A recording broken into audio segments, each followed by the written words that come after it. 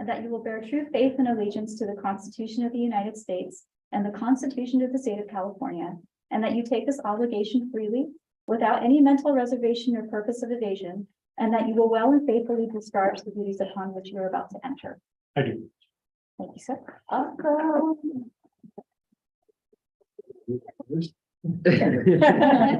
Welcome, sir.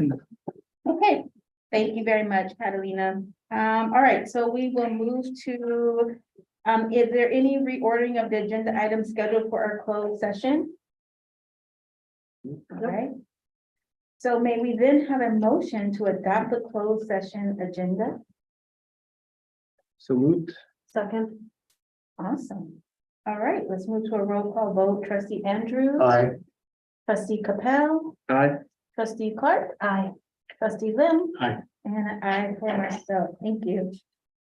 Are there any closed session public comments? There are no closed session public comments. All right. Thank you. So may we then have a motion to convene into the closed session?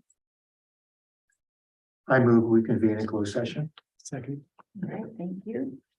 Roll call votes, a lot of roll call votes this this afternoon, so early into the meeting. Okay. Trustee Andrews. Aye. Trustee Capel. Aye. Trustee Clark. Aye. Trustee Lim. Aye. And I vote for myself. Okay. So the Board of Trustees will recess into closed session pursuant to the Ralph M. Brown Act, Government Code Section 54960, etc. I think that's etc. For the purposes of discussing and or taking action on the following items. We have public employee performance evaluation pursuant to Government Code Section 54957 for the district director, conference with labor negotiator, and pursuant to Government Code Section 54957.6, district designated negotiator Roger Crawford, chair underrepresented emotion. I'm sorry, a lot of words. Chair unrepresented employee district director, and we will enter into closed session at 3:37. Yeah, great. All right. Shall we? Do you have to go?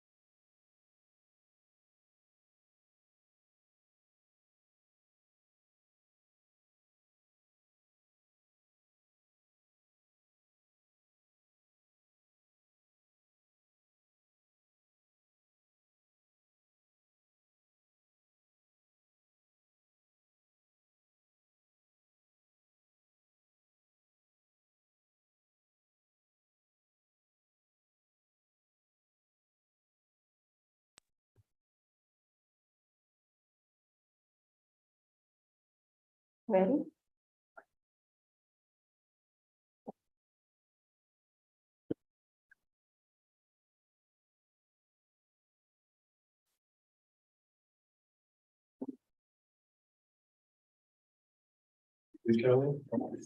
Okay.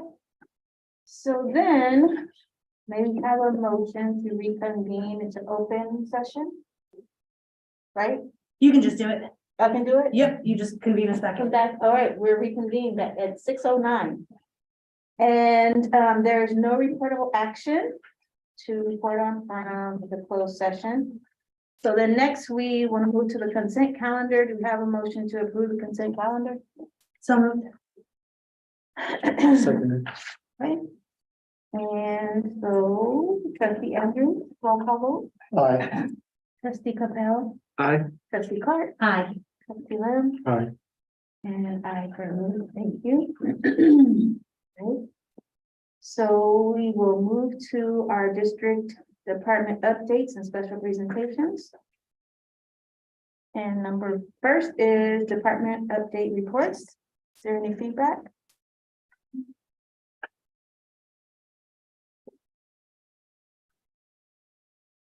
Including my own, I should probably look at my notes.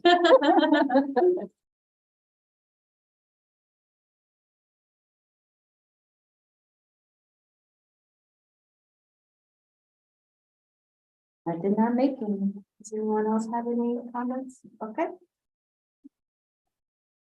All right, so then we can move to our 2022 service award. I'll turn that over to you.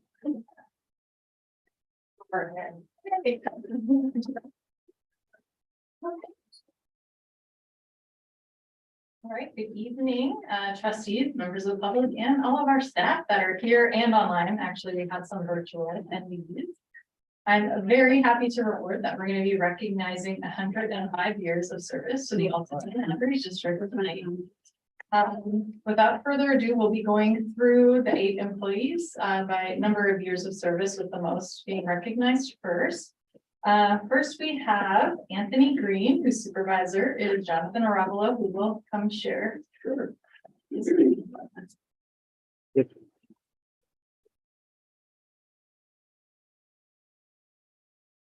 Well, you can see this on YouTube. See how we work this out. So, Anthony Green. Anthony has worked for the Altoona Library District for the past 25 years, a great milestone. He is dedicated to his position as library monitor for the district and helps with the safety and security of both library patrons and staff. He has been a resident of Altoona for close to 40 years and has a close connection to the community. He seems to know everyone in Altoona. I mean, everyone. I have had a privilege of working with Anthony for 5 years and being the supervisor for the past 3 years. He has helped me with the history of the library's past maintenance repairs and all that was done to both buildings. It has helped to have a better understanding of the building since we are going into renovation soon. So it's really, his knowledge has helped me a lot. On a personal note, Anthony and I have known each other, of each other for close to 40 years. He still remembers the time that some friends and I used his dad's empty swimming pool to skate in. His dad was a little upset after that incident, but I digress. Thank you, Anthony, for all that you do and for the district, and appreciate you being available to assist the patrons and staff when needed. Congratulations.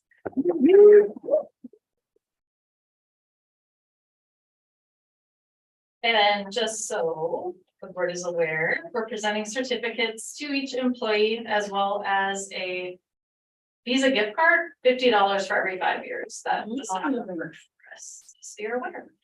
So next up, we have Modesta Nava, who is supervisor. I don't know.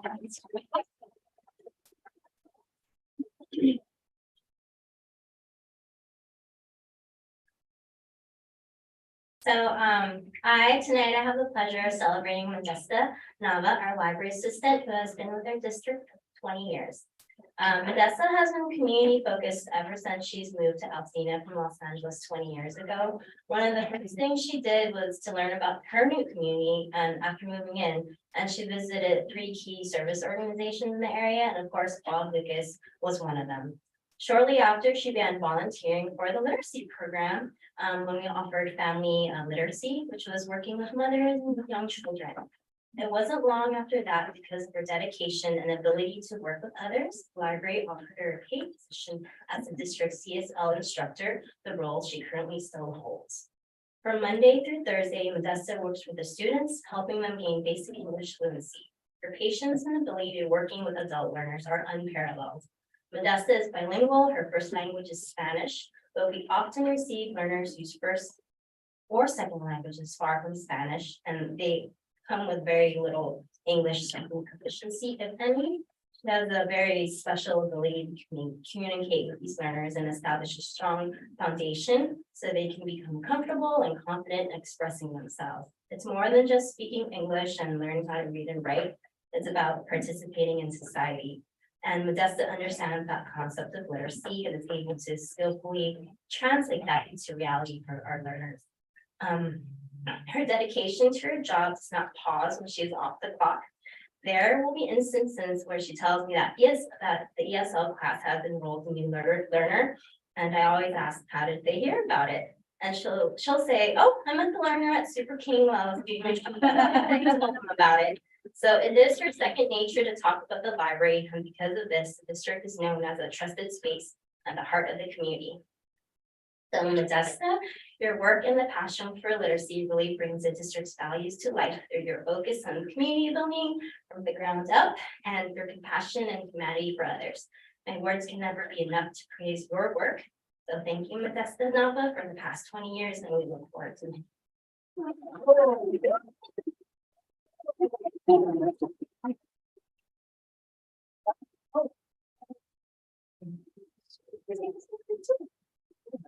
Thank you.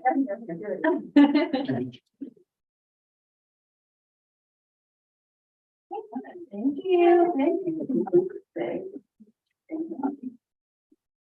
All right.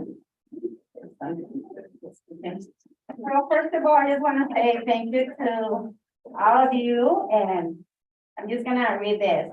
I have had the privilege to work for the library for all this time.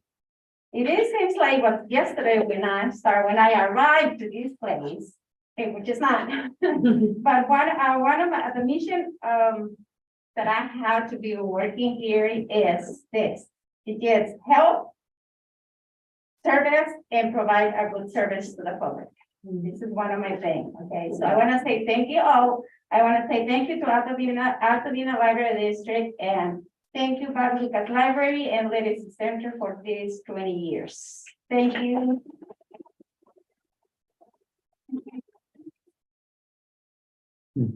So nice. All right, next up, we have Carlene Chu and her supervisor, David Zierbach, will be presenting.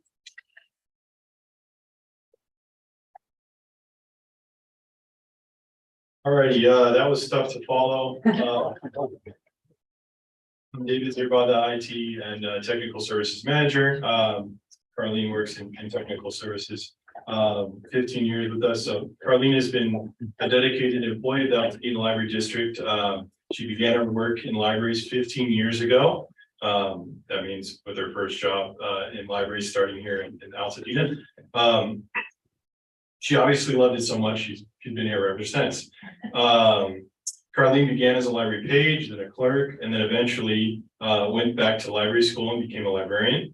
Once a librarian, in addition to her work in Altadena, she served as an on-call librarian for LIPL and a librarian for some private colleges as well. Through her time in Altadena, she's worked in almost all of the places where she could here. That includes public services at the branch, in collection development, and now in technical services. Carlene is responsible for establishing vendor relationships, setting up library cataloging standards, and making sure books get into the hands of our avid readers. She does a great job with that.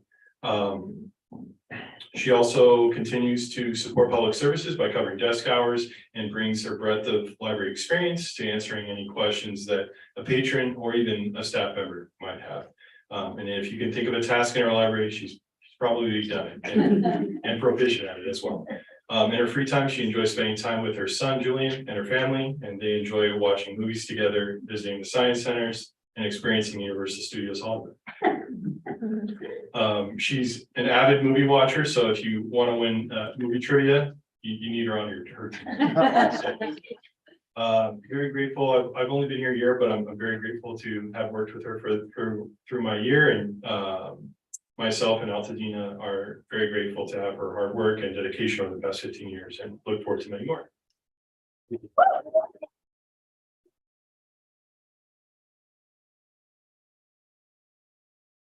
Just want to say thank you for this recognition. And it was actually my dream to be a librarian, and I didn't think it would happen. And I'm just so glad to work for this organization. I just want to say thanks. I really appreciate it.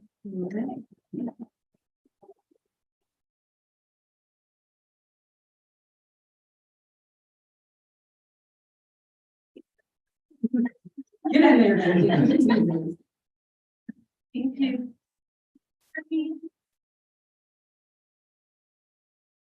All right, so our next person is attending virtually. Helen Milner will be honored. She is off on Mondays, but has been sitting in the Zoom room waiting for this presentation, and Ashley Watts is her supervisor. Present.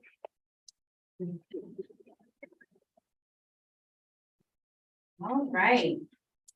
In March 2007, Helen began her career here at ALD as a library associate in adult services. She was later hired as a clerk for technical services in 2009, where she was involved in cataloging and processing. And then as a finance/accounts payable assistant, this is a lot I had to follow, in 2010. She later returned to adult services, where she grew and enhanced her programming and reference skills that has made her the local celebrity she is today. If you don't know the really nice lady with the red hair, have you really even been to the Altadena? I digress. Helen has worn many hats over the years, from our resident true crime expert to the lead of the East team at one point. That was interesting to find out. To someone that staff call when they need program assistance, or even just to know which tea to drink for a quick picnic. Over the last year, I've personally witnessed Helen participate on the staff recognition team, Second Saturday team, lead multiple programs, stock the little free libraries, deliver books to homebound patrons, and make me smile at least one time a week by making sure I've eaten that day. She literally asks me this every week. While it's hard to condense 15 years into 2 to 3 minutes, I want to end with just thanking Helen for all she's done for Altadena and the community, and cheers to hopefully another 15 years. All right. Thank you. Thank you, Ashley, very much. It's a very big privilege to work in Altadena with all these fabulous people. I really appreciate it. Thank you, Helen. I got your certificate for you tomorrow. I'll be there with bells. Thank you. So next up is Natalie Herrera, who is also celebrating 15 years of service with us.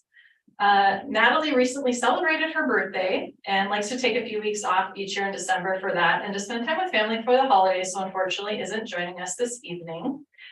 She works with Tony in the passport office, so Tony and I are technically her supervisors. So I said I would share about Natalie tonight, and wanted to make sure we're recognizing her 15 years of committed service to the ALD.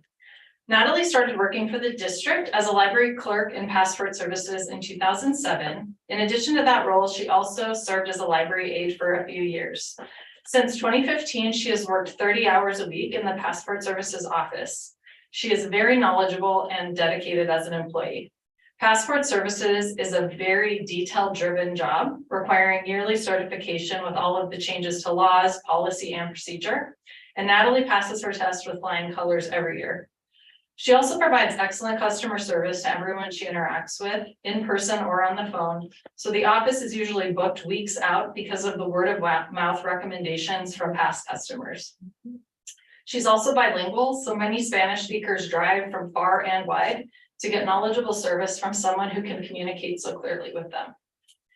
In terms of hobbies, Natalie loves to read, go to theme parks, and is a Funko Pop collecting fanatic. Like fanatic. I believe she told me that she has full closets of them at home. All you have to do is look at her desk and it is very obvious as well. She said that she wanted to mention that she loves to work for the ALD because she always meets nice people and likes how this community is so warm with each other. You really feel like a family member with your fellow staff and community. It has been my honor and privilege to work with Natalie these past 3 years. I appreciate her flexibility, intelligence, and drive. Please help me in congratulating her from afar on her 15 years of service.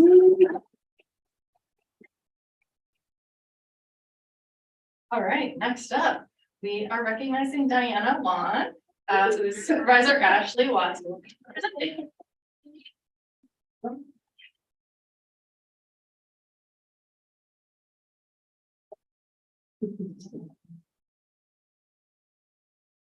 Diana began her career at ALD as the branch manager of our Bob Lucas branch, as well as the literacy librarian, still wearing those hats today.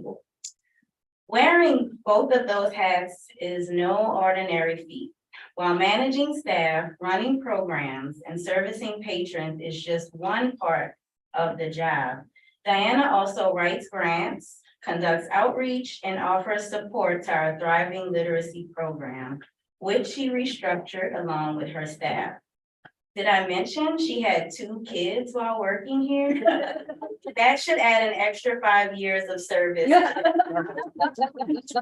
Diana has also shown us her green thumb as she's brought garden-rich programming and composting to Bob Lucas. She's always planting new things, especially the seed of kindness. Diana is so pleasant to work with. I don't think I've ever seen her raise her voice or even get upset in situations where I know she could have. And you know, I know.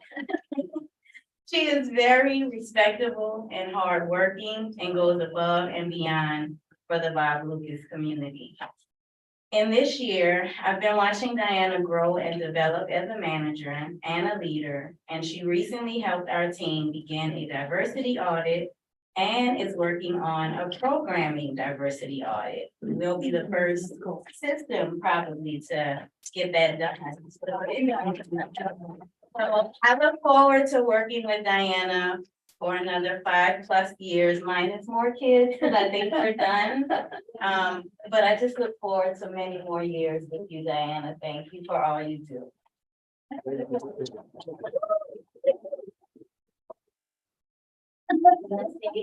Thank you.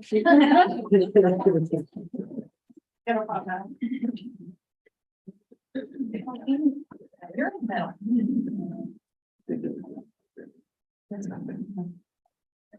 All right.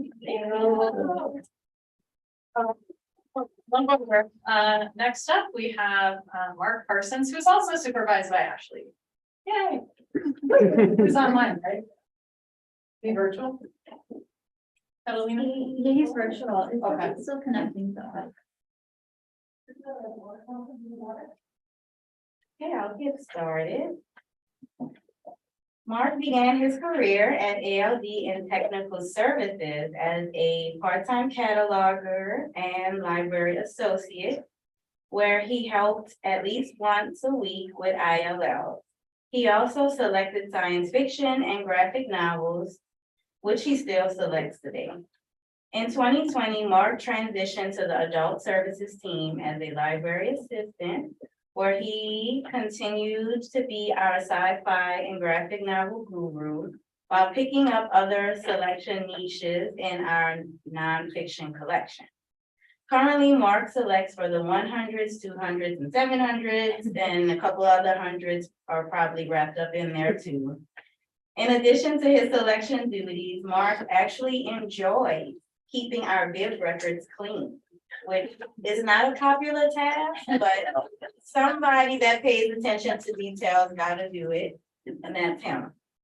It's something I appreciate about Mark because he brings things forward that need to be done that usually nobody wants to do, but he'll actually volunteer to do them. So he's one of those people that, yes, he'll bring you a problem, but he'll kind of take it away too. Mark enjoys making sure we celebrate things like Comic Book Day and Spring Equinox, which are things I don't always think about, but luckily he does. And he always has his eye out for mystical programming, which he plans to bring to ALD soon. I look forward to seeing what another 5 years of all of what Mark does to keep our collections neat and clean, our records in tip-top shape, and unique programming for ALD. Thank you, Mark, for 5 years of service, and I'm sure you'll give many, many more.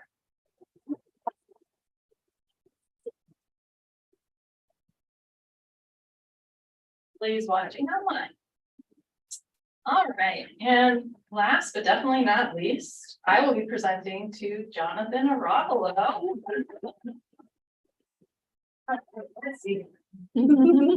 So Jonathan began working with the district during the renovations in 2017 and was hired as the building projects manager in 2018. His title was changed to facilities manager during the classification and compensation study completed in 2020. Jonathan has been coming to this library since he was in 3rd grade. He still remembers his first librarian, Jackie Freeman. He says she was the best, and I've heard about her several times actually too. He is a devoted family man and loves music, especially Led Zeppelin and the Eagles. He also loves to serve his church, especially in their outreach missions. Through these trips, he goes down to Mexico and helps with the medical outreach yearly and was able to go to the Philippines back in 2018 with a group of dentists to help give the people of Manila medical attention as well. He is very busy in the district, serving on the facilities committee with me and trustees Capel and Clark, which meets weekly and provides many additional tasks to our days as we keep moving forward on the 2 library building projects. He is so excited to see these upcoming renovations as much as the rest of us are. He will have to make many trips down to his second home, also known as Home Depot, to prep for it. I think all of the staff down there know him by name now. I'm sure they do actually, right? He is also the district's liaison to Christmas Tree Lane Association, who are so grateful for his support and participation to carry out their annual mission of tree lighting and frequently compliment him for his efforts. They like really long meetings and Jonathan patiently sits them. He loves working with all staff and they love to work with him. Overall, Jonathan loves to serve this community and the district. Congratulations, Jonathan, on these 5 years of wonderful service to the district.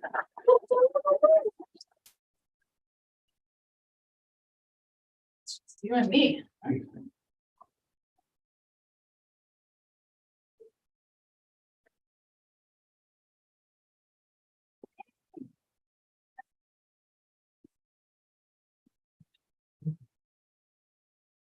All right, so thank you staff for hanging out and for all of your wonderful years of service. It's really nice to see you guys tonight and we look forward to many more years of working together. So thank you. Thank you.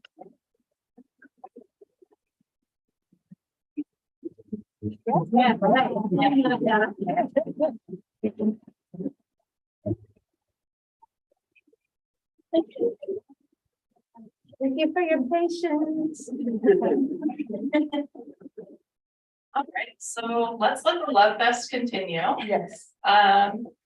Next, I won't bring you up right away, but tonight I would like to recognize Bridget Brewster. You didn't see the agenda.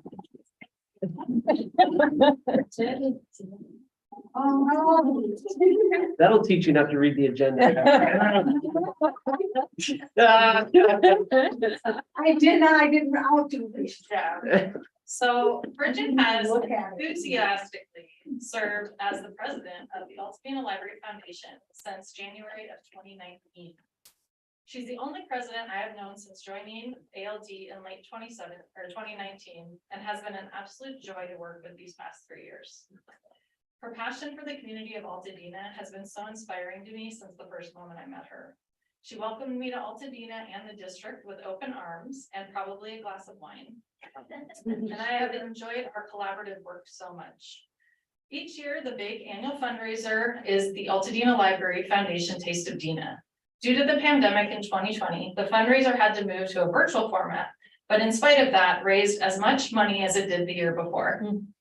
Each year, she has put together a committee to plan and facilitate the event, but has always had to step in within the last month or two to pitch in her time and talent to ensure that the fundraiser would be a success, which means she does a lot of work.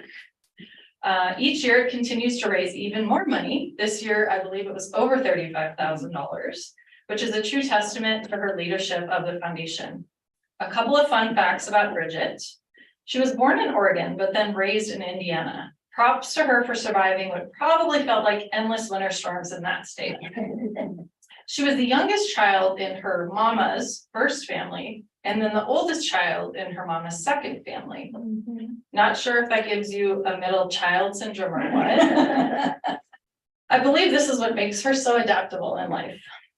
You would never guess this. Her senior year of high school, she was awarded the Betty Crocker Homemaker of the Year Award. What?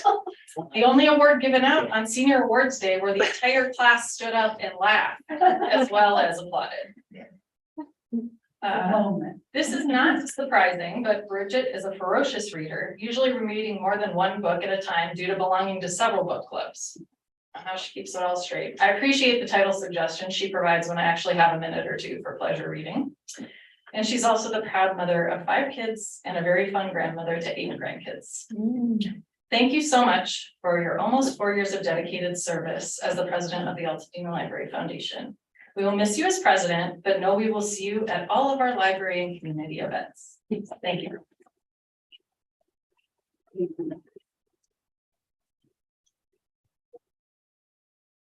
Oh, cool, it's a cool word. Oh, I could. Thank you. And then you can stay up here. Oh, I have my report, I can't see. Thank you all. It means a lot, but it was way overstated, let me assure you. It just happened that I was available to be president and I've been. Okay, that's a lie. I have not enjoyed every moment. I started to say I've enjoyed it, but I've enjoyed most of it, but mostly I'm proud of how we have come together over a 4-year period to create a really cohesive board who's dedicated to making a difference for the library. And we have also, I would be amiss not to tell you, we have always had a good trustee liaison who has supported us in everything we do. And I appreciate it. Thank you for this award. Thank you for not laughing.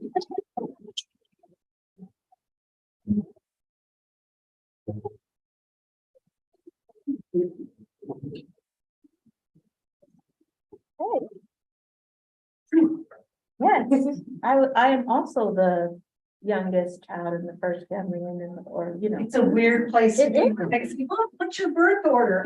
I don't know where you want me to be today. Yeah, exactly. Okay, thank you very much for that wonderful those presentations. Let's move next to our reports. And guess what, Bridget? I'm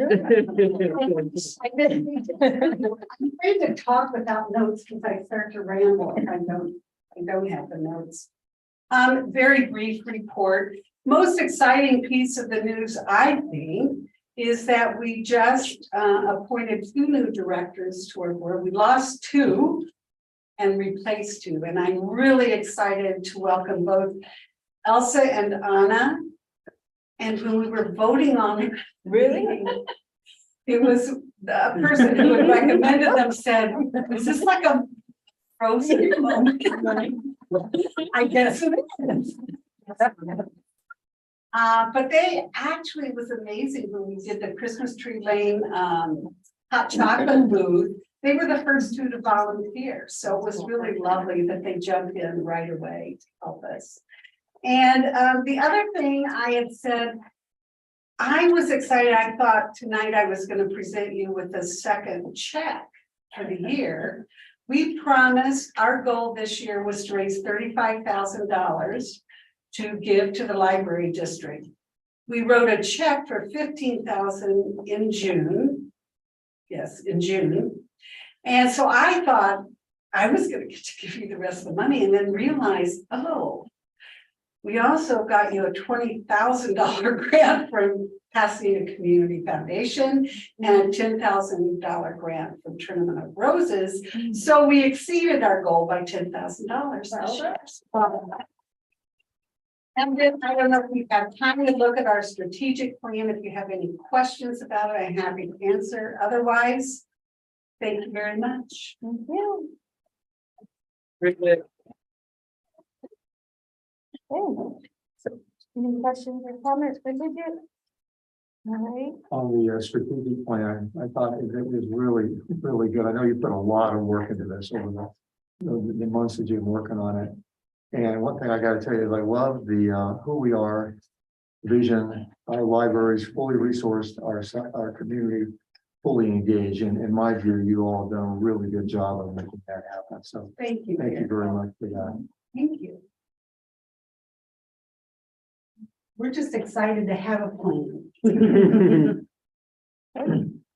Okay, we can move on to the Friends of Altadena. Is Tom on the line? No? Okay, we'll move on to the district director's report. All right. I'm up again. Good evening again. My holiday gift to the board is that I'm going to be very brief tonight. Since we do have a lot of business still to cover. As my report mentioned, we are sad to see Alden Herrera go. She actually joined us back in May. Shortly thereafter took on a part-time internship and they snagged her up with a full-time internship. So we're really excited for her, sad to see her go. But we're excited to have a library clerk on board that was focused on teen services. So it's something I'm sure that we'll be pursuing shortly as well. And that's the difficult thing with part-time positions, especially when they're great employees, other people scoop them up too. We did repost the youth and family services manager position, as I mentioned last month. That continues to be open along with our branch librarian position. We have posted it on many job boards. We are getting some applications, but in the new year, I think I'm going to work with our HR services firm as well as our professional development consultant to try to really target certain people through LinkedIn or other people that we know. I think it's a tough time to expect applications to come in this time of year, so we'll continue to assess. Let's see what else. The only other thing I really wanted to mention was I did add some statistics to the sheet after being asked last month to look at our communications and impact that way. So in working with our IT manager, David Zierba, as well as our marketing specialist, Bryn Wall, we included virtual visits to the library website, public wireless sessions, which are an indicator of how many people are using the Wi-Fi in the library at both sites, as well as the open rate for the monthly eConnect, which I found to be a really interesting statistic. In the beginning, it was like getting open maybe 15 to 19% of the time. And now last month it was 50%, which I guess is really incredible. Crazy high number. It's a crazy number. That's 10% is good, so that's stupid. So I don't know exactly what she's doing, but a lot of people are opening that, which is great because we haven't been printing it the way we had in the past.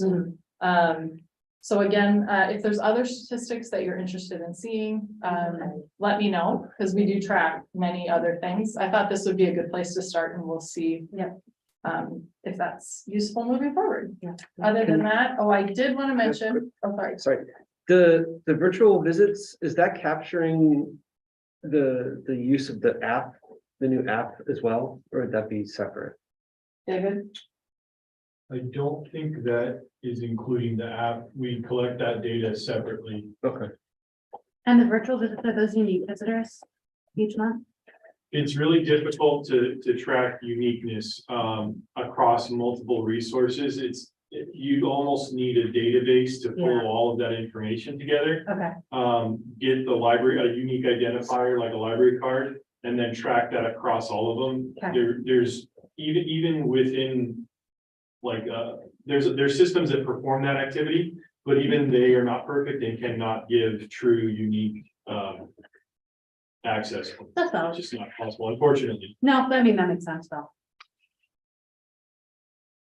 Okay, thank you. And I did want to mention, I forgot to earlier that Anthony, who also received his 25 years of service, his first grandchild was born on Friday. So, making an appearance in the weekly ones. Her name's Avery and she's really cute. So congrats to Anthony and his family. Happy to answer any other questions you may have. Questions or comments, trustees? All right, so next, Nikki, financial report. All right, on to the finances. Basically, in duplicate to last month, November was pretty boring. Next month is going to be great because it's when we're going to get our big check and we'll see what revenue is going to look like for this fiscal. As you can see from the report, we're at 42% of our budget year, which we're pretty much right on track with that. Total cash with the county is $2,198,572, which is still above the 50% operating expenses required. Our assets are over 27 million, but of course, most of those are restricted for the building projects. Happy to answer any questions, although I love the variance report. I think that provides a lot of information. It's the best thing. It's just so helpful. Jason? So I know that the most recent property tax bills that people got were the first ones where they started seeing the Measure Z. That won't, like, we won't see that in what we get from the county next month, right? Because it's like It'll be behind. a separate assessment. It'll be a sub, okay. It's just like the special tax or the parcel tax that we get is tracked separately Mhm. as well. So I believe we'll see it just in a separate line. Okay, but it will, so whatever. Yeah, so I know it'll be separate, but that it'll actually, like, we'll actually get that first check in January as well for that. in Right, Measure Z right. As well, Mhm. okay. Yeah, the first loan payment. So we'll see. I haven't seen it yet, so. And mine's with Wells Fargo. Okay, thank you. All right, we can move to any board of trustees standing committee reports. CFD report on page 73. No, Yeah, the only CFD reports that simply we didn't have a meeting. Oh. We were supposed to have a meeting on the yes, I remember. on the 9th, but And no we one did not showed get a up. quorum, so we rescheduled that to January the 11th. Oh, good, because you were short of trustee. Yeah. Pardon me? You were short of trustee, We were right? short of, well, none of them. None of the citizen members showed up. Oh, no, it was just you? We're just reading. That's terrible. Okay, I felt a little foolish when it was all over. that's, well. It was the but- fastest committee meeting we've ever had. You were- It was just one of those things, so we'll be on the 11th. Okay, thank you, Terry. Trustee Andrews. All right, facilities committee. So I've been a terrible facilities committee member for the last couple of weeks, thanks to work. So I've missed several meetings. So thank you to the rest of the committee, including Trustee Clark and Jonathan and Nikki and others for holding down the fort without me. I mean, the two main things that I really just want to highlight from this report is one, last week on the 14th, we had the first, is it the first ever in-person? Yeah. Yeah, the first ever in-person meeting of the community focus group, which in of itself is super cool. That was held here at the main library, and folks, it began with a presentation of the renderings and whatnot that are also contained in the board report tonight. And then a walk around, like a physical walk around of the facility. I know, speaking for myself, the first time I just saw these drawings, like I came back to the library a week later and just myself, just to like, just try to wrap my head around just what it is that we're taking on here. And, folks can feel free to chime in, but it's my understanding it was a very productive meeting, very helpful. I think everybody appreciated being able to do that in person, especially. I wish we had been able to do it for Bob Lucas at the time. But so that was very helpful. And then obviously the next phase of that is moving to broader community meetings to be getting as much feedback, input, just get a true sense of how the community is feeling about where we're at and doing it early enough in the process so that if any, the goal of all this is like, self-check, right? So we want to make sure that the decisions and the ideas that the committee is coming up with, that we're on the right track. So we want to open it up to the community while it's still early enough to course correct if necessary. So you can see that those meetings have been set. It was important we have kind of different days of the week, different times, right? People have busy lives. So we have January 28th at 2 p.m. and then January 31st at 6:30 p.m. And the only other thing that I know is still being worked on is a community meeting specific to Bob Lucas and the mural and just what our next steps need to be on that as well. Other than that, I don't know if anybody had any other feedback on, the drawings or any other questions. Well, just one question for you. You got those two meetings almost back to back in January. And I need to plug into this more. If they're going to be designed the same, those two meetings. In other words, if I go to one, I'm in good shape. I don't need to go to both of them. No, the agenda will be identical. Okay. As far as the agenda. Yeah. Okay. Yep. Yeah, and the design, well, the printouts I saw were just astonishing and really, really good. So. Yeah, I mean, I was completely blown away, to be honest with, like, when we first saw the initial designs on Bob Lucas, like, I was completely blown away. And now that I've seen, like, just both our project management team and the architecture firm are just continue to just impress the hell out of me.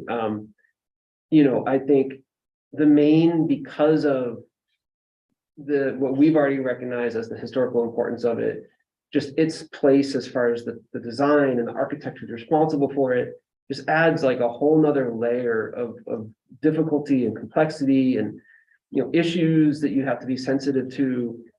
And to take all of that and then come up with this kind of design that, for me personally, it ticks every box of what early on in this process we heard from the community about the desires, the needs, the wants. I'm just super impressed. I think,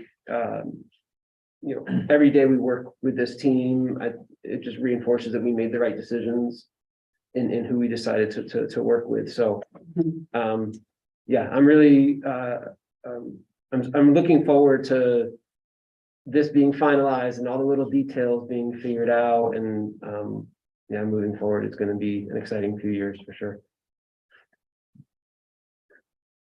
Anything else? Questions, comments? Okay. All right. Thank you, everyone.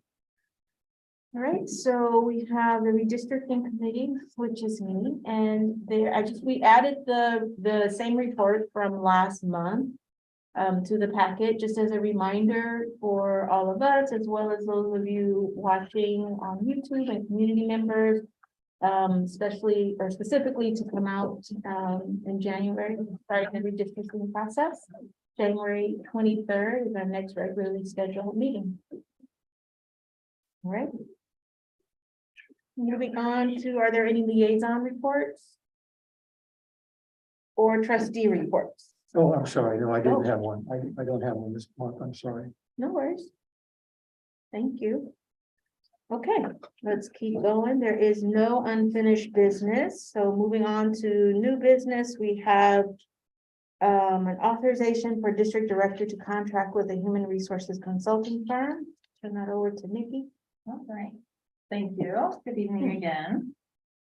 So back at the October 24th meeting, I brought a request for proposals that the board approved to hire a human resources consulting services firm. That was posted on VidNet on October the 25th and with a closing deadline of November 18th. As you can see from my report, 3 firms submitted proposals, one of which was not complete, so was not scored. The other 2 were scored by the team of myself, our Assistant Library Director, Ashley Watts, and our Professional Development Consultant, Jennifer Coyle. Interestingly, when we combined our scores, they were tied. So we set up interviews with both firms, and based on the questions, much of which revolved around response times to managers that reach out or staff that have questions or concerns, it became clear that Baker Tilly does not provide on-demand HR services. I'd have to look back at the RFP. I haven't yet, because that is a key component of what we really need. The other firm, MRG, does a lot of that, especially with California government agencies. They also have a local consultant that lives in Santa Clarita that's available to come into the building and be attentive both in person and virtually.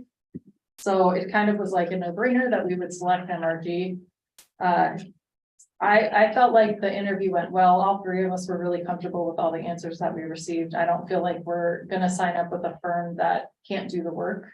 So we will set up, hopefully with your authorization, we'll set up a contract with them. Our professional services agreements always have a clause that we can end a contract within, I think it's 30 days notice. So we'll see how it goes. I'm optimistic, but I am hoping to get authorization from you. And I did include in terms of fiscal impact, it's kind of hard to gauge how much time will be spent because it will be billed on an hourly basis.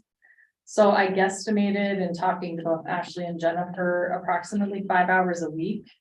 And that number, you know, and I think it will ebb and flow. I think it will get a lot of work in the beginning and who knows as time goes on. So my guesstimate at this point is around 46,800. I don't think we should do a not to exceed, to be honest, because I don't know what this first year is going to look like. But we will also be canceling our HR solutions package with paychecks, which is approximately $10,000 a year. So happy to answer any questions. What's the term of the agreement with MRG? Is it a 1 year, 3 year? Do we know? The way the RFP was written was for 3 years with an option to renew for 2 more years in 1 year increments. Okay. So typically that's how we write the professional services agreement, and I would do the same, especially because there's a clause in there that we can choose to end the contract. Okay. I was, oh, go ahead, Jason. I was just gonna comment. I was struck by how deep their bench is. I've got a lot of people working for them. It's nice to have one in Santa Clarita like that as well. So that was my observation. They did a really good response to the RFP as well. Agreed. Just for the hourly rate, there's like they're proposing a range. What is that based on? Like the work we're actually asking them to do? Depends on the person. Like, so I'd have to go to it's in there, but like depends on the person that you're dealing with. Typically our person would be the 225. Okay. But if like, let's say the Mary Egan, who's the principal or whatever, the owner, she's got a higher rate. Okay. And there were other rates depending on the type of work too. Let's say they need to do an investigation, that's a higher rate as well. It just depends on the work. Okay. As long as that's all clear in the contract. Yeah. It's like when you get your hair cut. I wouldn't know. Yeah. I'm close to just shaving. Okay. So Any other questions? No. Okay, then can we have a motion to approve the HR services recommendations put forth by the staff? I moved to approve the MRG contract. Second. Right.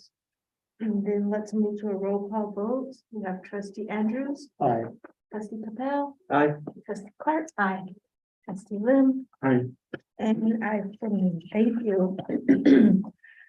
All right, so next we have a strategic plan update. It's found on pages 111 in the packet. Hi. We will have a presentation.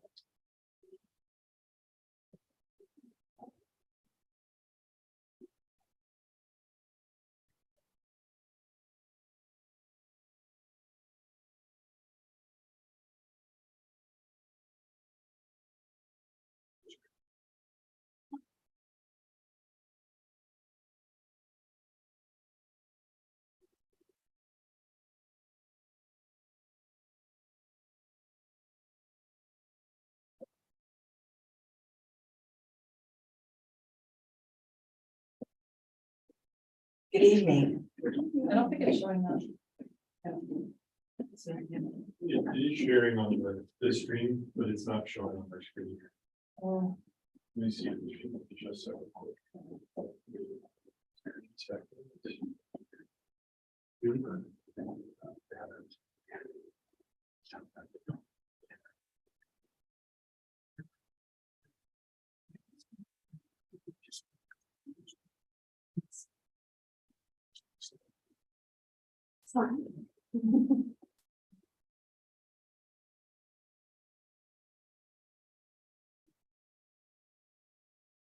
We're like.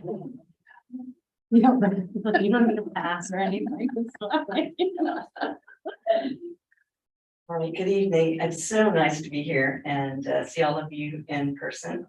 Thank you so much for the trustee part of the input into this review process of the strategic plan. I believe it was about a year ago that you directed the library director to take a look and revisit the plan in light of what happened during the pandemic and also what's happening in the community and just to sort of pressure test whether that strategic plan was sort of withstood I guess you can't imagine a bigger pressure test than the pandemic, but also, given the changes that are happening in the world so quickly and the disruptions of the pandemic, how did the plan advise and keep the library on track? And we had a very interesting process where we looked at all kinds of data from across the community, the staff and the board. And tonight I'd like to just present some of the highlights of that plan. You have a more detailed report in your packet. And with the benefit of the new trustee, welcome. I think that it's a wonderful plan and it deserves a little bit of attention tonight as we review what that plan really looked like back in January 2020. So the mission, vision, and values are really unique, I think, in the library world in that they just go directly to the community and to the look and feel of the library for a community that is very, very community engaged and bringing people and ideas together for an Altadena where all are learning, growing, and thriving together. It's a bold statement, a bold promise to your community. And I think that what we found is that the community really responds to that. It's also a plan that's very value-driven, equity, innovation, and empathy, and looking at the community not as customers, but really as your neighbors, your people that you know and want to know better and want them to feel like they really belong in the community, really belong in the library, and the library really cares about them, is I think also stands out in the library world as a very strong platform from which you do your work. The strategic service priorities, also very interesting and fun, but also very deep into your community-driven aspects and your Altadena-centric approach to strategic planning. We're curious, we're connectors, and we're neighbors. The directive was to revisit the plan with a post-pandemic lens, and the way that we designed the study was to be fairly quick and brief. We started in August. The data was gathered from the community. We took a look at the very extensive survey that had been is still, I think, being conducted by the facilities group. And I think there were 198 responses to that with some very interesting and input on what your community wanted to see in your facilities. But also, it also reflected the high level of community commitment and community engagement that you see here in Altadena. The other parts of the community data came from your demographer that you've contracted with for your redistricting work. And he provided us a sort of comparison between the 2010 and the 2020 census data. So that we could start to see some of the changes and maybe trends that might be happening in the community in terms of demographics. We also conducted some interviews with your community stakeholders. 5 were in person, 8 were online, and the list was that was provided had a list of 29 different stakeholders. So it was nice for the executive team to really put together a list of community organizations and community leaders that were very invested in Altadena, but not necessarily had strong relationships with the library.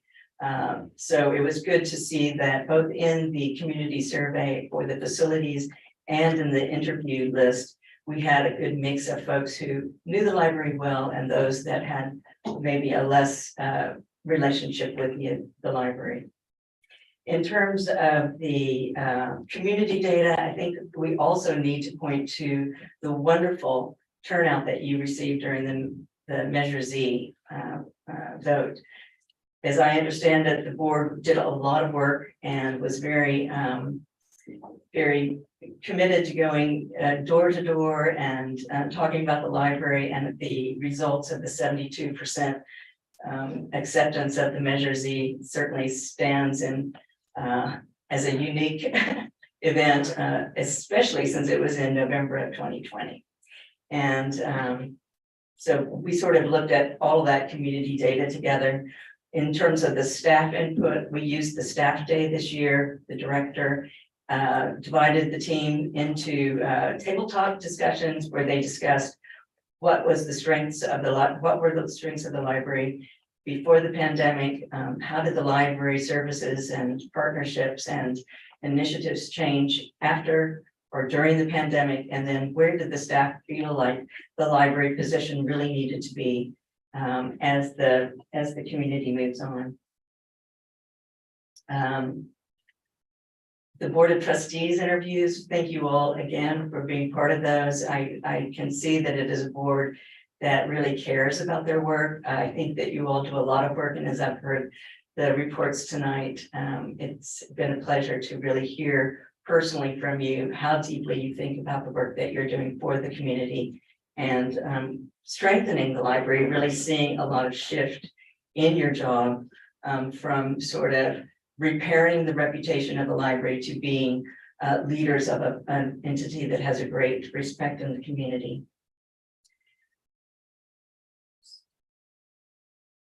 So in terms of plan review findings that relate to the mission and values, I think the biggest input was really echoed in a lot of the previous comments tonight, that Altadena is a very special community.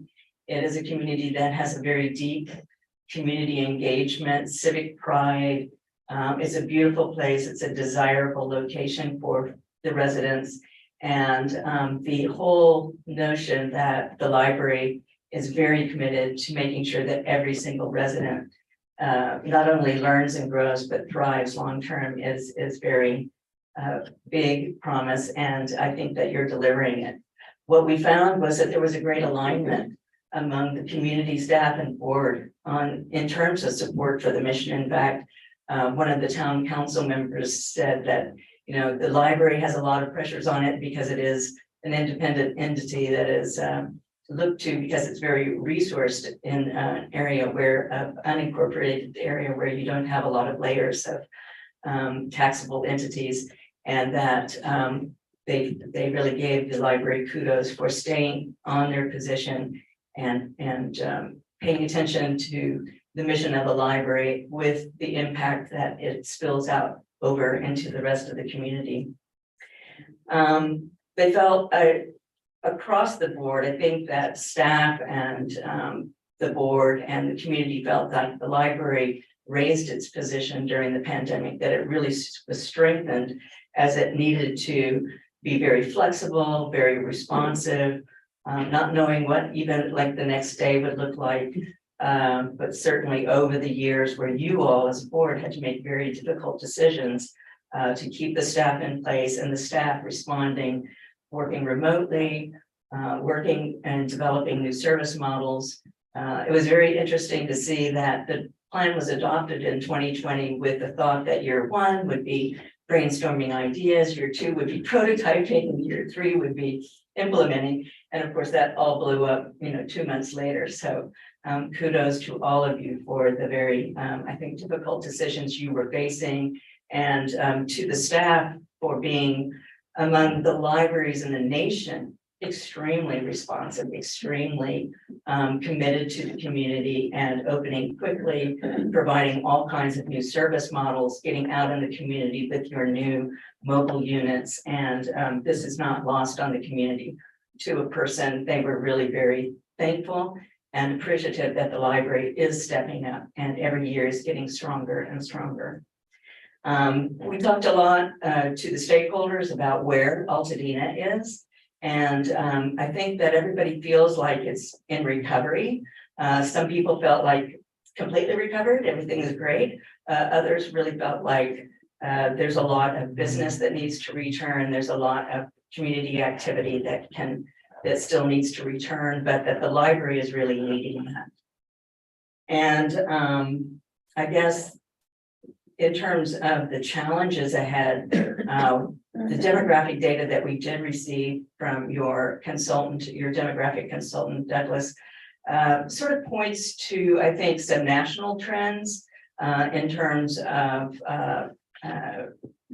greater gentrification that's happening in your community. You saw a loss of households that are earning under 75,000 and a gain in households that are earning over 200K that have more master's degree level folks and that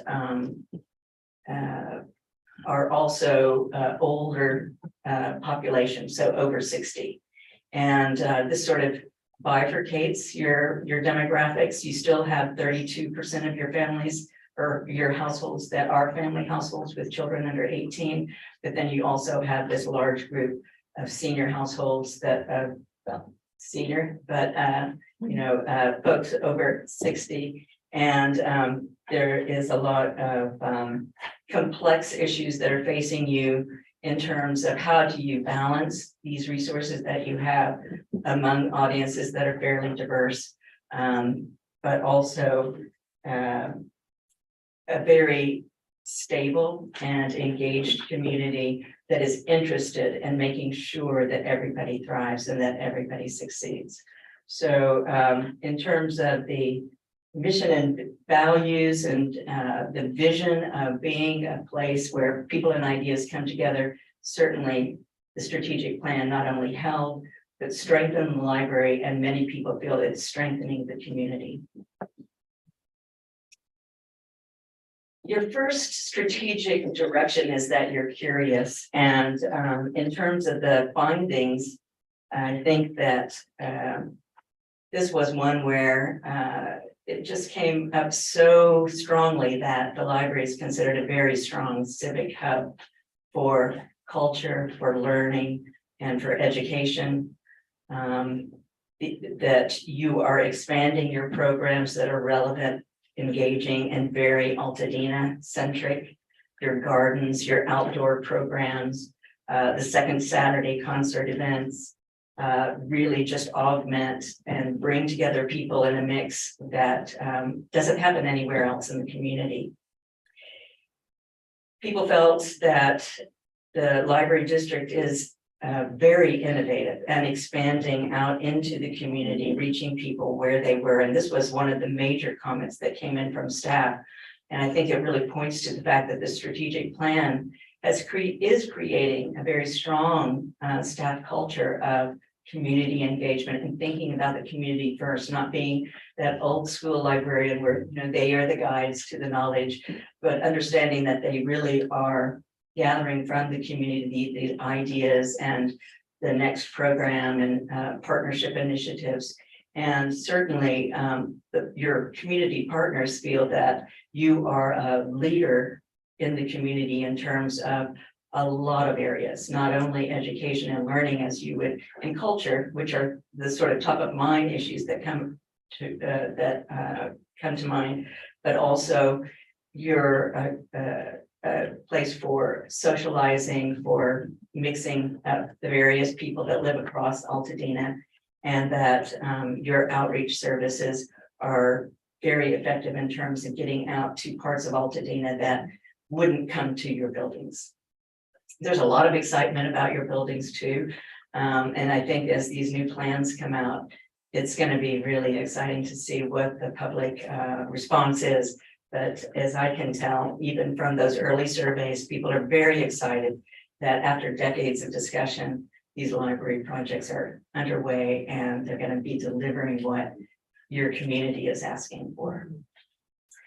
I think it's also noteworthy just to point out that the service pivots that your staff made, there was a lot of sharing of ideas across libraries during the pandemic, but it seems like your staff in this region were really leaders in terms of opening early, getting those curbside services out there, creating those kits that could go home when people weren't as comfortable coming into the library. And then, you know, those wonderful new initiatives like the Library of Things and the Repair Cafe, all very innovative, very exciting, new and surprising to your community and very appreciated. I structured the report to also report out things to pay attention to as staff develops your next set of operations plans and even preparing for your next strategic plan, since this one basically ends in 2024-25. And so I'd like to just point out also some of the things that sort of came into play in terms of things that staff should pay attention to, and maybe the board also keeps your eye on. The growing use of digital resources, there's a lot of questions about how to track it. I think that the director tonight sort of gave you insights into some of the difficulties and barriers that are out there because of the privacy laws, but also because of the integrated library systems don't always work,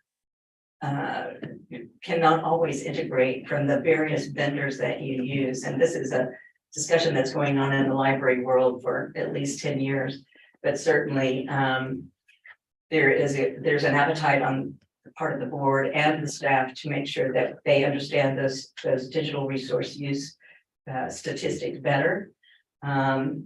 There is there's a need to continue to build strong services for your existing core customers, your teen services, your family services, your parenting services, support for students, the wonderful literacy program that we heard about tonight.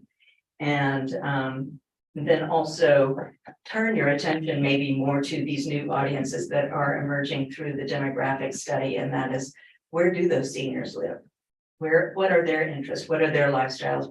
What might they benefit from in terms of library services, programs, and partnerships? And there was a wonderful recommendation that as you do your facility renovations here at the Main, there's a senior center that's right next door that now has a fence, and maybe that should have a big gate or some, path there. There was great appreciation for the diversity audit on the collections, and I thought that that a similar diversity audit could happen on the program and partnership side, with an eye to really freshening up the way the programs and partnerships are viewed and built on. Not that they are not strong right now, but that they can use that fresh eye and continue to build partnerships that you've got out in the community. I guess one of the biggest paying attention to issues was really everybody's thought about the closure. As you do facilities projects, you never know how long they'll really go, and in these conditions, sometimes, things happen, but to make sure that the staff has a very thorough plan for closures and also uses the opportunity of the openings to talk about the library and how the services really benefit the community, the new kinds of services that are out there, and the new model of library services that are I guess the new model of library that breaks the old mold of the nostalgia. Oh, it's all about books. Well, as you know, it's a lot more than that. In terms of connectors, you have a beautiful strategy direction about being a good collaborator and partner, and really focusing on your messaging and communications part of the connections that you make. And the findings show that you are considered a very key community hub and center for civic life, a source of cohesion because you are a good information source. You are considered a valuable community partner, and you work well with all kinds of agencies, education, business, social services, county services, and others.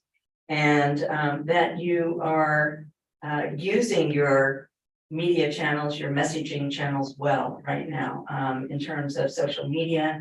You're out there in terms of the kinds of virtual programs that you launched during the pandemic, very appreciated. And the hybrid approach to both place and virtual programs going forward is important to your community.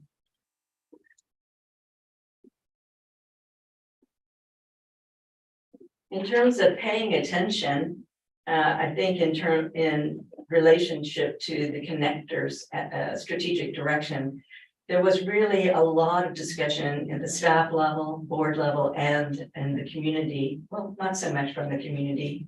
There were some good ideas that came in about expanding partnerships, in particular to big groups that are very strong in Altadena. But I think that staff and the board really want to see a stronger infrastructure for marketing, more cohesive as it relates to both of your facilities and your outreach.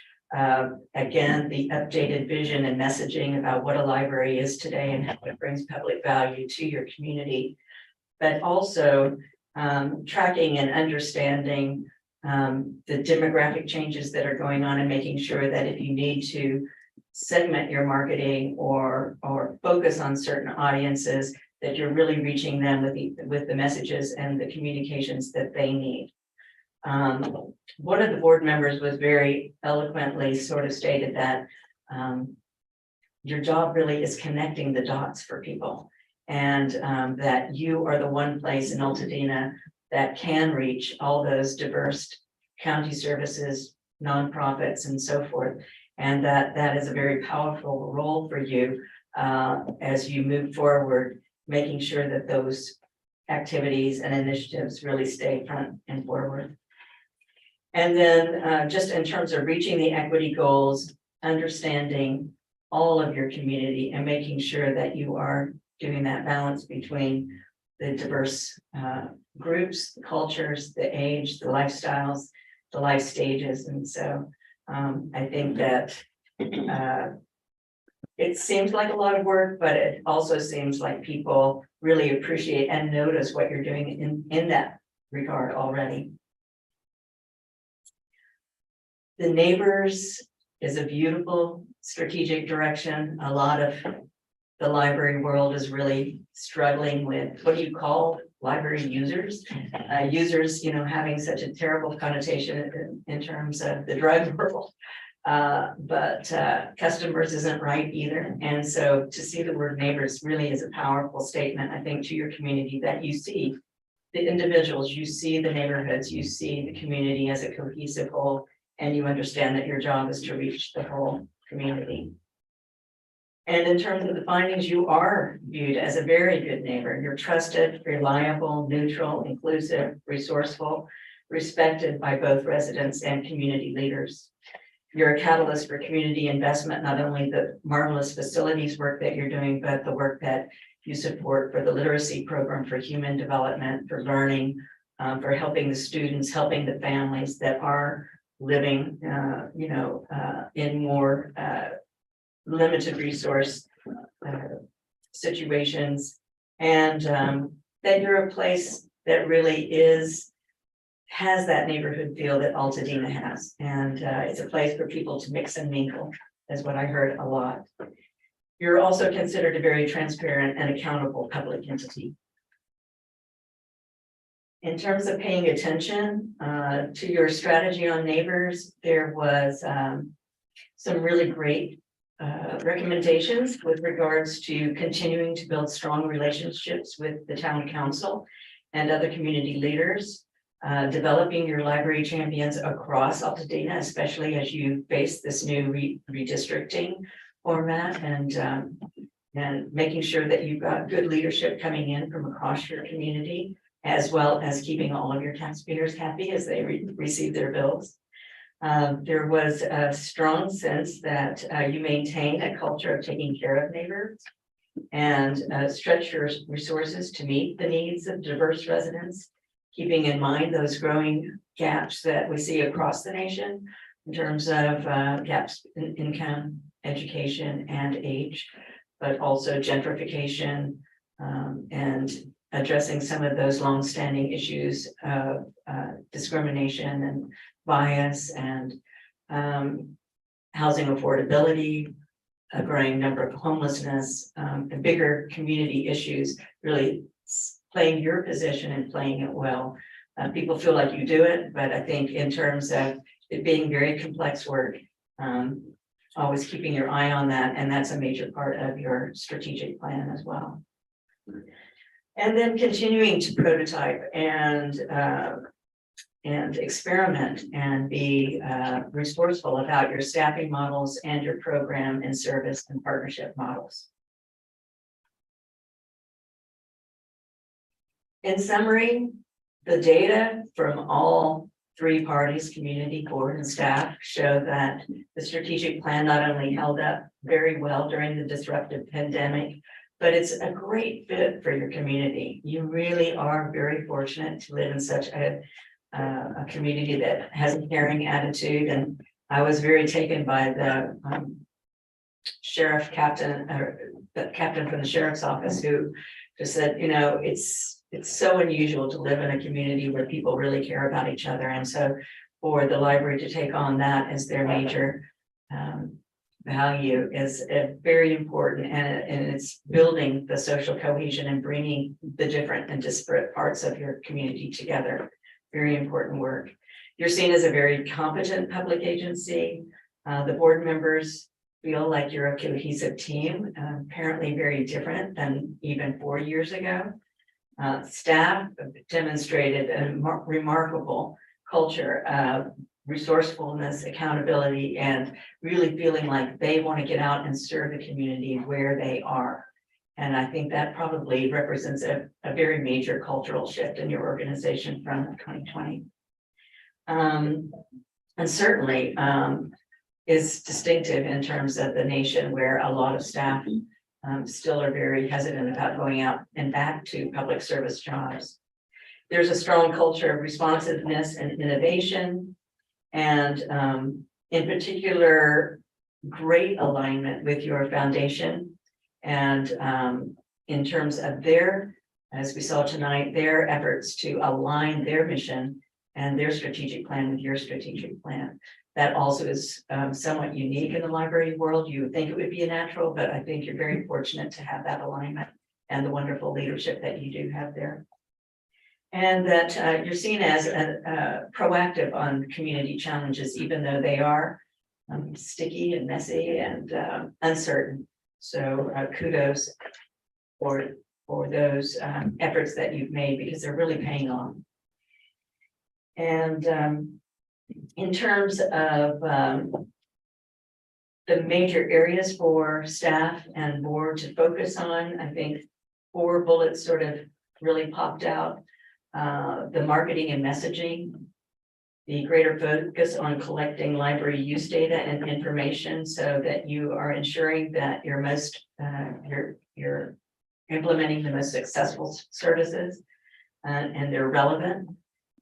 Growing library reach, not only having your existing library users use more kinds of your resources, but also reaching out to those new audiences, making sure that they feel like they belong to the library as well.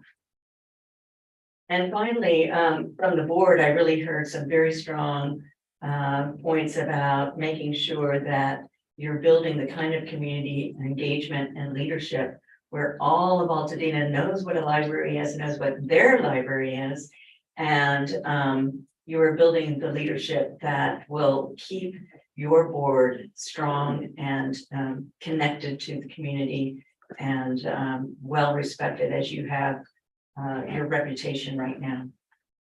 And I thank you for this opportunity. Sorry, I forgot to introduce myself. Danielle Milan. I'm a consultant. I've been in the library world, public library world for 25 years now. I spent a number of years up in Chicago with the Urban Libraries Council as their vice president of programs and development. I spent some time on the ground in the streets of Las Vegas doing the hard work of public libraries. And I would entertain any questions or thoughts that you might want to share with each other. Thank you for your participation. Thank you, Denise. Thanks. I had a couple of questions. I thought that was a great report. Thank you. And a couple of things struck me. One, we were described a couple of times in this as being neutral.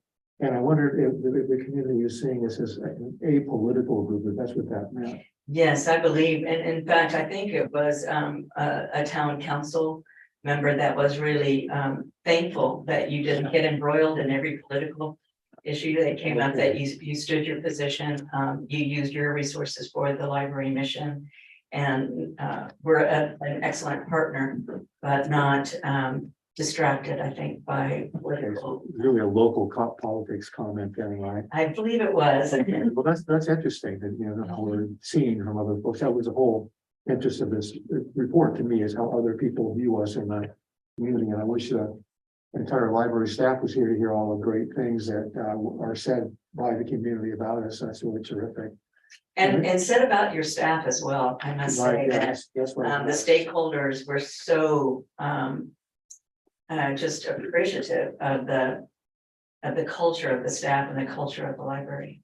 And another line, if you don't mind me asking another question that popped out at me, is we're seen as a strong partner for personal and community development, though there are those who would like to see a stronger role in economic development. Yes. Was there anything specific about that concept? That was pretty much from the business community folks that they I think, you know, the downside of being unincorporated is that you only have a certain number of revenues streams coming into your community, and they felt that and in the business side, business organizations, they were really trying to do more work in economic development, maybe more with Sacramento, getting more money coming into the community.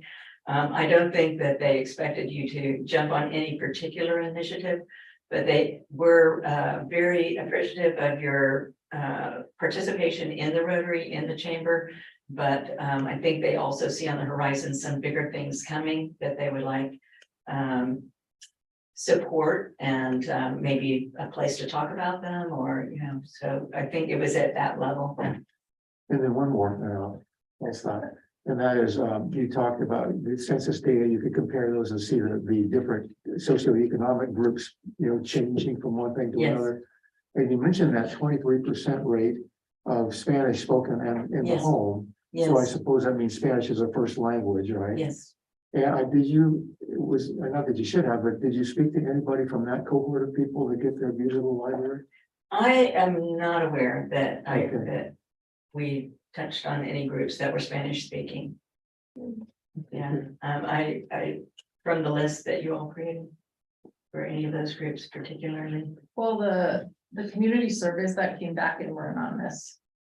So Yeah. we don't know So exactly of who the responded. 8 that came back on online, there might have been one or Yeah. two, but I think it's a good point, trustee, that, in terms of paying attention and actually, the former trustee Cervantes wanted to also make sure that Hispanics were represented on the board since they are a large part of your local population. Yeah, I saw that too. That was a great report. Thank you so much. Thank you. Yeah, so thank you so much for this night. When we went through the strategic planning process back in 2019, there was a sort of shared goal that we not just create a document that like sits on a shelf and nobody looks at. It's gratifying, to know that has proven to be a useful resource for the district, right, during the pandemic and after it. I guess my question for you is, as we look ahead to, the next iteration of our strategic plan, which will come in sort of 24, 25, based on sort of what you've seen through the process that you conducted, knowing what you know about the process we conducted back in 2019, do you have any thoughts about how we might go through that next iteration of a strategic planning process in a way that addresses some of these, things to pay attention to from a process standpoint? Well, I think you had some good suggestions in terms of maybe gathering between now and then a lot more user experience data. Just understanding some of the demographic changes that are happening. Where are those seniors? What are they doing? Are they interested in the library at all? There were some great suggestions in terms of connecting with the county more in terms of their strategic directions with regards to the community center over in Eaton County, Eaton Canyon. And then also really tracking what's happening on the west side in terms of it being the new Bob Lucas service is, are they really meeting that community need? Because I think there was a strong feeling that the loss of public schools, the loss of families with incomes under 75. I think there was, gosh, I think I wrote it down. 38% of your households are families living under 75,000. That's a hard thing to do in California.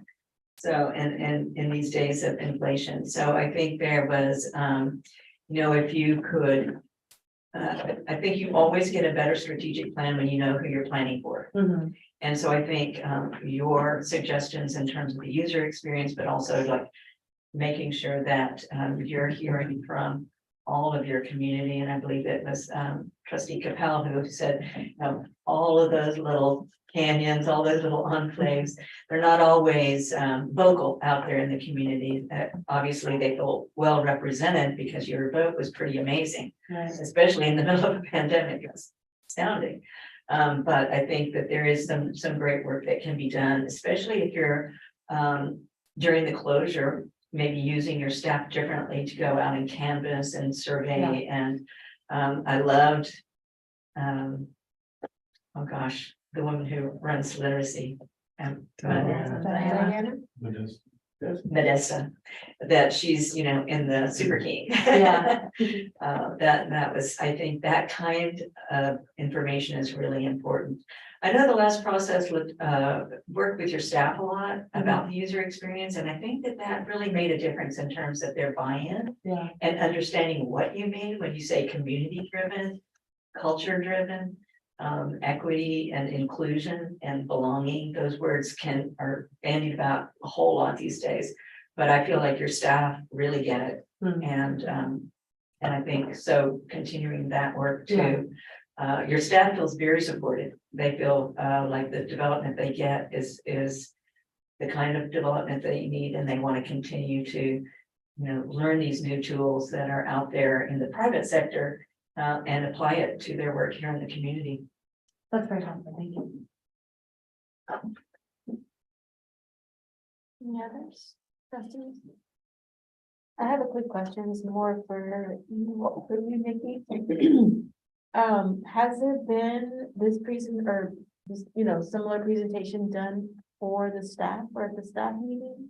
Because I think it would be good for them to hear I was planning to present the findings at our next all staff meeting, but maybe I'll see if we can make it in January. Mhm.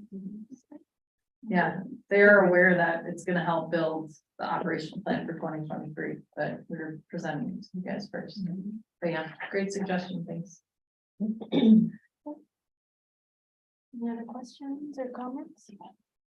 Thank you. Very much. No, it's been a long meeting and a little longer, but it was a very rewarding project and I feel honored to be part of it. Thank you. Thank you. Lovely to meet you.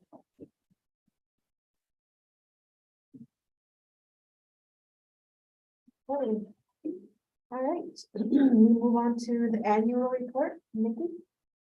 All right, so I'll be brief. The annual report is something that we publish each year that focuses on the last fiscal year. So this one runs from July 1st of 2021 through June 30th of 2022. And looking over it, just a couple things that to highlight. It's hard to believe that it's only been a year and a half since we launched the Curiosity Connection, but it did go out almost basically at the beginning of that fiscal year. So good to see all the amazing work and all the people it's connected with since that time. We also celebrated Bob Lucas's 30th anniversary in last fiscal year. Continue to expand the library of things that include lots of different types of items that continue to get checked out and are very popular. And we also appointed our 2 new poets laureate back in the spring during last fiscal year, who are doing an amazing job revolutionizing that program in a different way than it has in the past. In terms of the finances, not too much to report. We talk about it every month, but everything looked good in terms of revenues and expenditures. Of course, there's the statistics page, and always good to see how many people support the Friends and the Foundation. I love to look at that list each year. So thank you to Bryn Wall she put a lot of time reviewing and putting the annual report together for you, and I'm happy to answer any questions you might have. Trustee, any questions? Please. Well, first of all, a huge thank you to Bren and everybody else for putting this together. It takes a ton of time to do these. And so just really appreciate it. You know, I was just thinking that anybody who ever, and I hear this all the time when I talk to people who like aren't in the midst of library world or aren't involved in what we're doing in the district does. Well, like it's so hard because nobody goes to libraries anymore and nobody uses them. Man, this by the numbers page is all I need now to hand somebody to be like, I think that's not totally accurate, you know, different things. I also really like the way the financials are presented. I think it's so helpful to see where the money comes from, where it goes. It's really self-explanatory, it's transparent, you get it.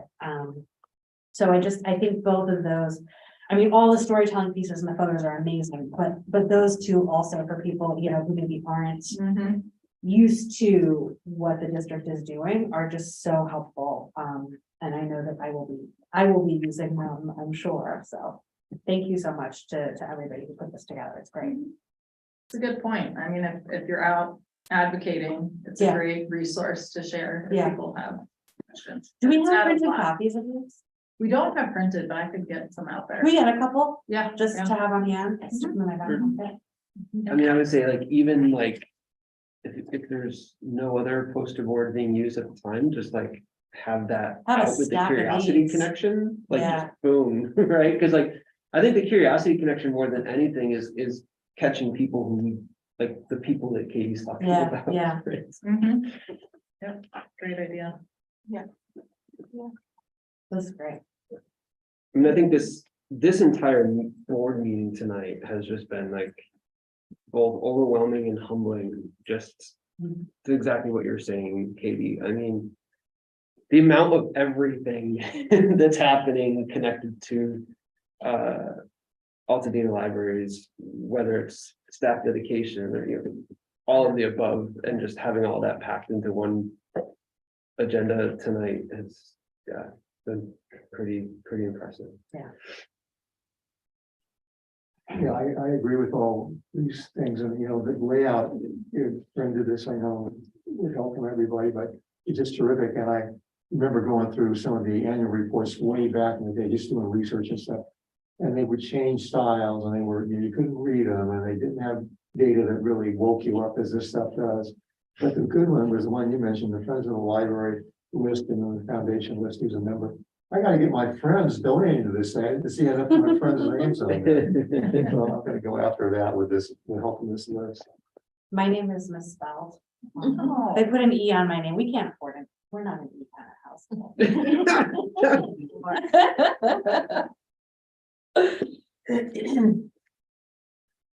Any other questions or comments? All right, thank you.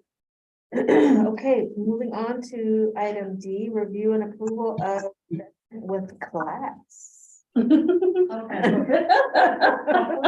Before you go, Cindy, I want to give a little bit like a premise. What?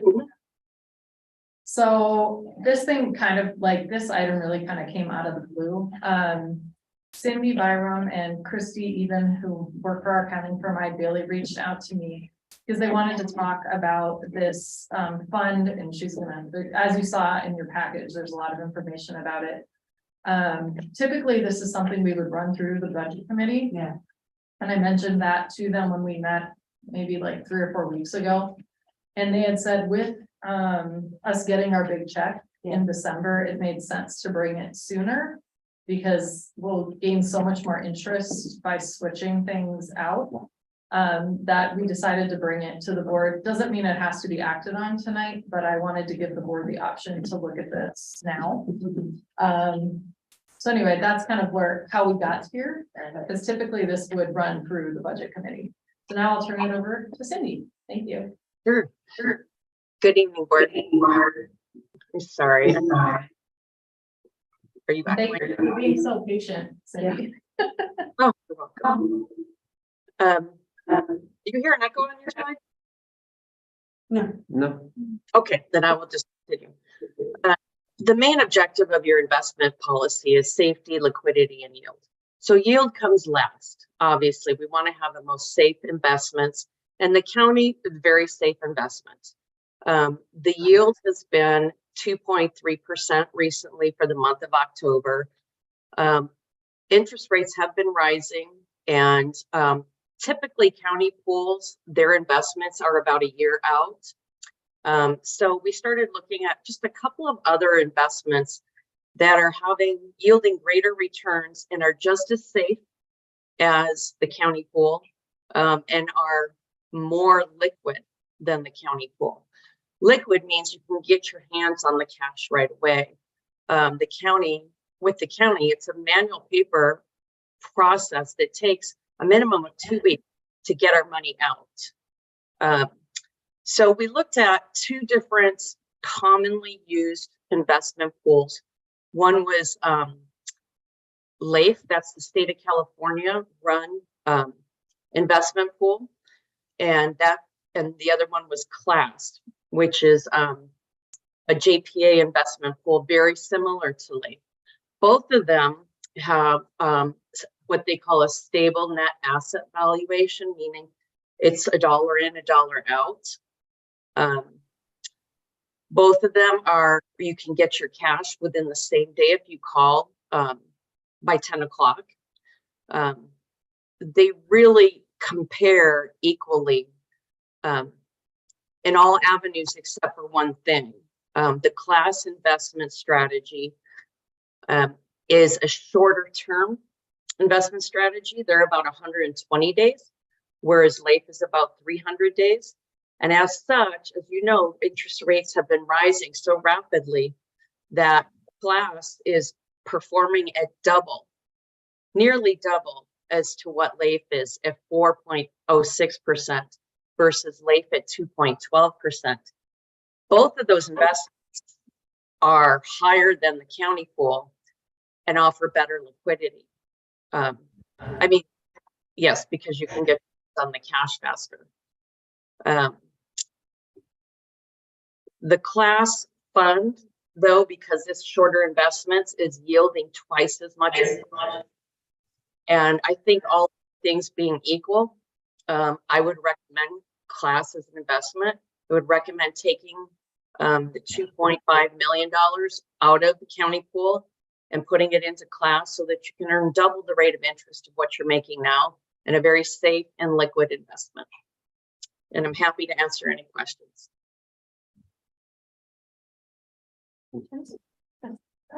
I mean, so the first question, if I just heard you right, I think, because I was in my head, I'm like, well, how are they doubling it, but it's still just as safe, right? So I heard two things. One is the kind of time frame they target, right? The 100 and whatever days versus 300. But the other thing you raise is also because of what's been happening with interest rates. And so I think, you know, we see the Fed already starting to slow that down. So I guess the question is, you know, what happens when these crazy interest rate hikes we've been seeing very quickly erode? Like, how long before that starts to impact this 4 point whatever percent that they're seeing? I think where we have to be concerned is an environment with declining interest rates. And I don't think we're going to for quite some time. And so you always have the option to keep the money in the county pool as well. So if we get into an environment where interest rates are starting to drop rapidly, then we would be having a different discussion. And we might be looking at perhaps a LAIF or keeping it in the county pool instead.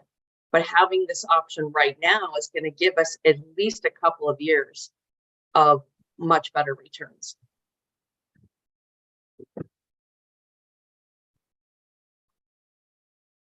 Yeah, a couple of questions from me. So, do we not have any money with LAIF right now? I thought we did. No? Okay, I think we created an ability to put money with LAIF at one but we point, never actually. but we didn't move any because it wasn't more beneficial to move it Okay. over there, Okay, basically. because I remember us approving a whole bunch of stuff, but it was Yeah, just it was the a while ability to do ago, it. Yeah. but we never ended up moving any money over. Okay. And so the balance on the reserve, so we've got almost 2.2 million with the county right now. I'm looking, sorry, so I'm looking at you because you're over here on the screen, but I can't really hear the camera. Sorry. So we've got like $2.2 million with the county. We need basically 2 million and change for our 6-month operating reserve. So is it that 0.2 additional that would be more aggressively invested? Can you just talk a little bit about kind of the allocation vis-a-vis the reserve? So I'm not sure I'm 100% understanding. So if we brought in $5 million into class and that operating reserve we needed was $2.2 million, and we had that extra 300,000, and we have the ability to have multiple accounts within class as well. So we could segregate some money if we wanted to say this just is just this is working. Was that what you were asking? Kind of. So in the report, it says class allows multiple sub-accounts, so we can have separate accounts for general investments and an operating reserve. Virtually our entire money with the county right now is our operating reserve, right? So what I'm trying to get at is how much would be available for the general investment, and would the operating reserve be invested in a less aggressive strategy? Like that's, do you see what I'm getting at? The entire amount would come over. There's nothing segregated. It didn't have to be. It could be if you wanted to. So the whole amount would come over in money, and you would use that. I mean, do you use the county money now? Right. So I think your question, if I'm hearing it right, Yes. is if we have to keep that amount with the county as the operating reserve or no? No. My question is, what is the advantage of having multiple sub-accounts? Oh, got it. It's just a lot of my clients like to take what they consider their operating reserve. So if we calculated your operating reserve and said it was 2.2, and we brought over 2.5. Many of my clients like to go, all right, I want an account with just that 2.2, even though I know I can tap into it. And I want an account with the rest, just so that they see it separately. LAIF does not have that ability. That's really the advantage of it. Do the sub accounts have different investing profiles though, No, right? they Like, so, okay, so it's just literally just different Mhm. buckets, but they're not. Yeah, okay. Yeah, it's just when you look at the line, you can just. I understand that. Okay, that's fine. Any additional questions or discussion? Okay. All right, then. May we have a motion to approve ALD's investment with class?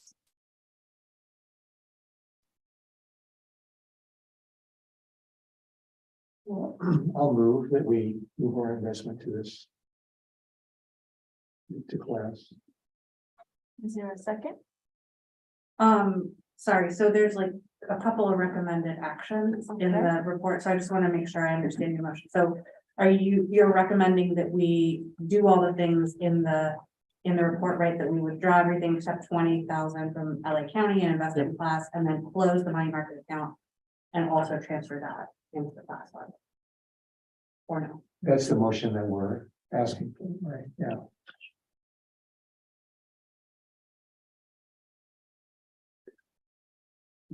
Okay. I'm prepared though to withdraw that motion if you think more discussion needs to occur on this.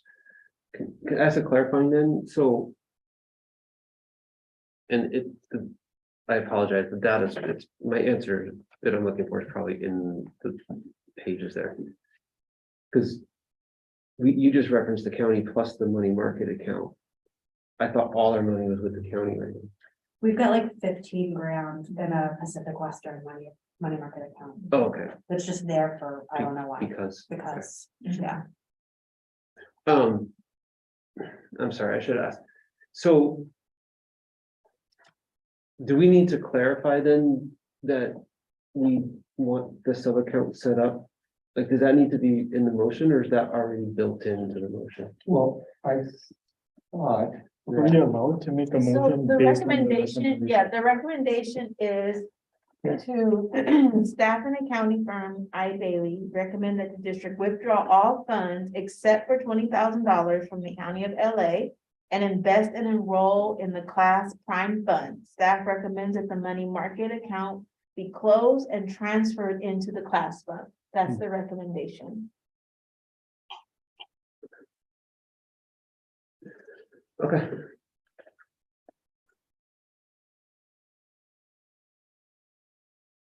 So do we have, so to clarify then, trustee Andrews, is your motion to follow through with the staff recommendation? That's correct. Okay.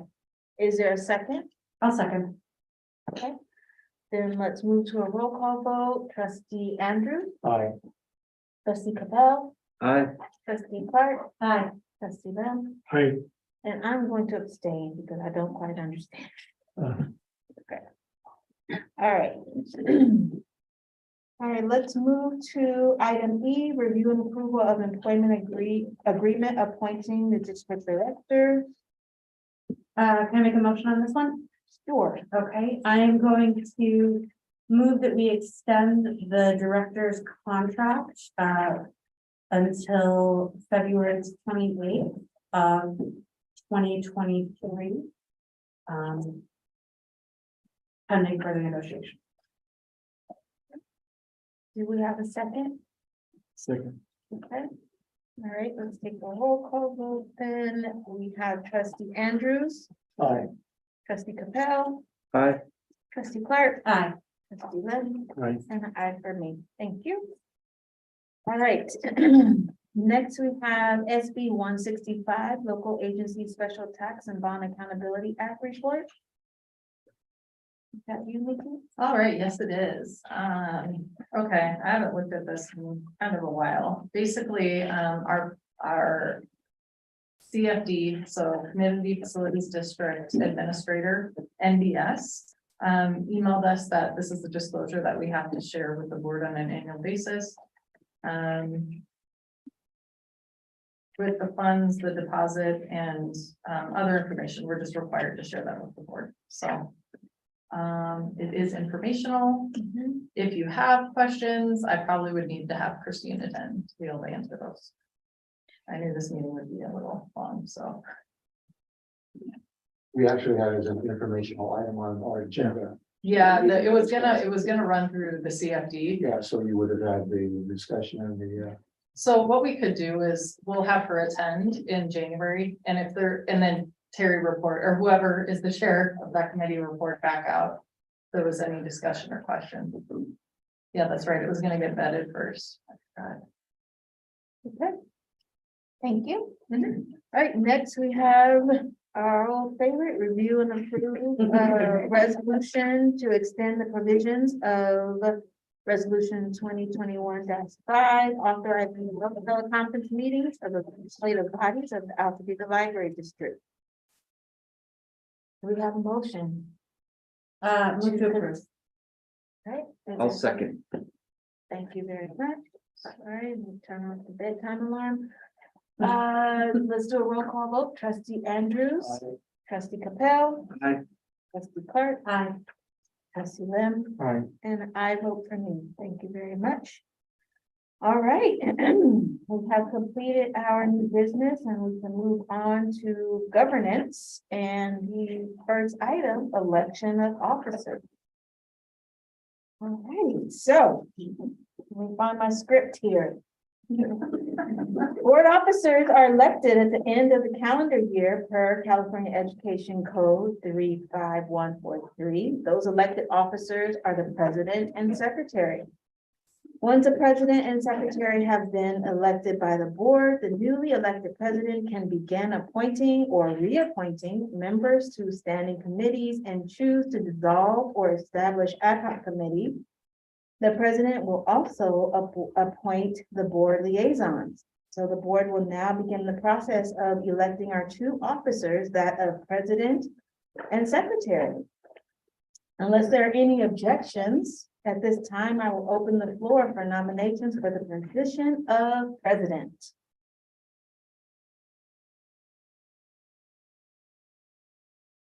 Are there any nominations?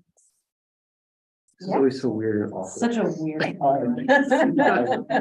I would nominate Jason Fidel for that position. Okay. Are there any additional nominations for the position of president? All right, Jason, do you accept this nomination? You have no opposition. Geez, where have I had that experience? I do. I think, Hooray. honestly, I kind of owe it to everybody. It's your turn. Yeah, so yes, I humbly accept. Thank you, Terry. Oh, thank you. Awesome, hooray. All right, so then may we have a motion to vote for trustee Capel for the role of president? I move that we vote for Jason Fidel for president. Second. All right, it's been moved and properly seconded. Let's go to a roll call vote. Trustee Andrews. Aye. Trustee Capel. I guess so. Hi, thank you. Gee, I'm already being held accountable. Trustee Clark. Aye, absolutely. Trustee Lamb. Aye. And a resounding aye vote for me as well. All right. So do I have to do the secretary one or are we turning it over to Jason now? We were gonna do complete this. and Okay, then all right, turn so.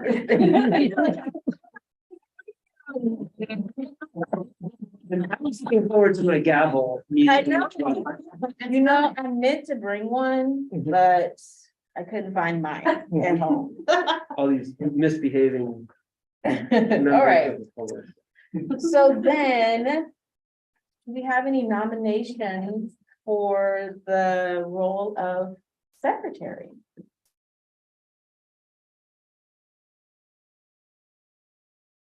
What reticent group we have. I know. I will go ahead and nominate myself. Hell yeah, second. Why not? Let's get this party moving. Damn it, yeah. Yes, okay. Are there any other nominations for the role of secretary?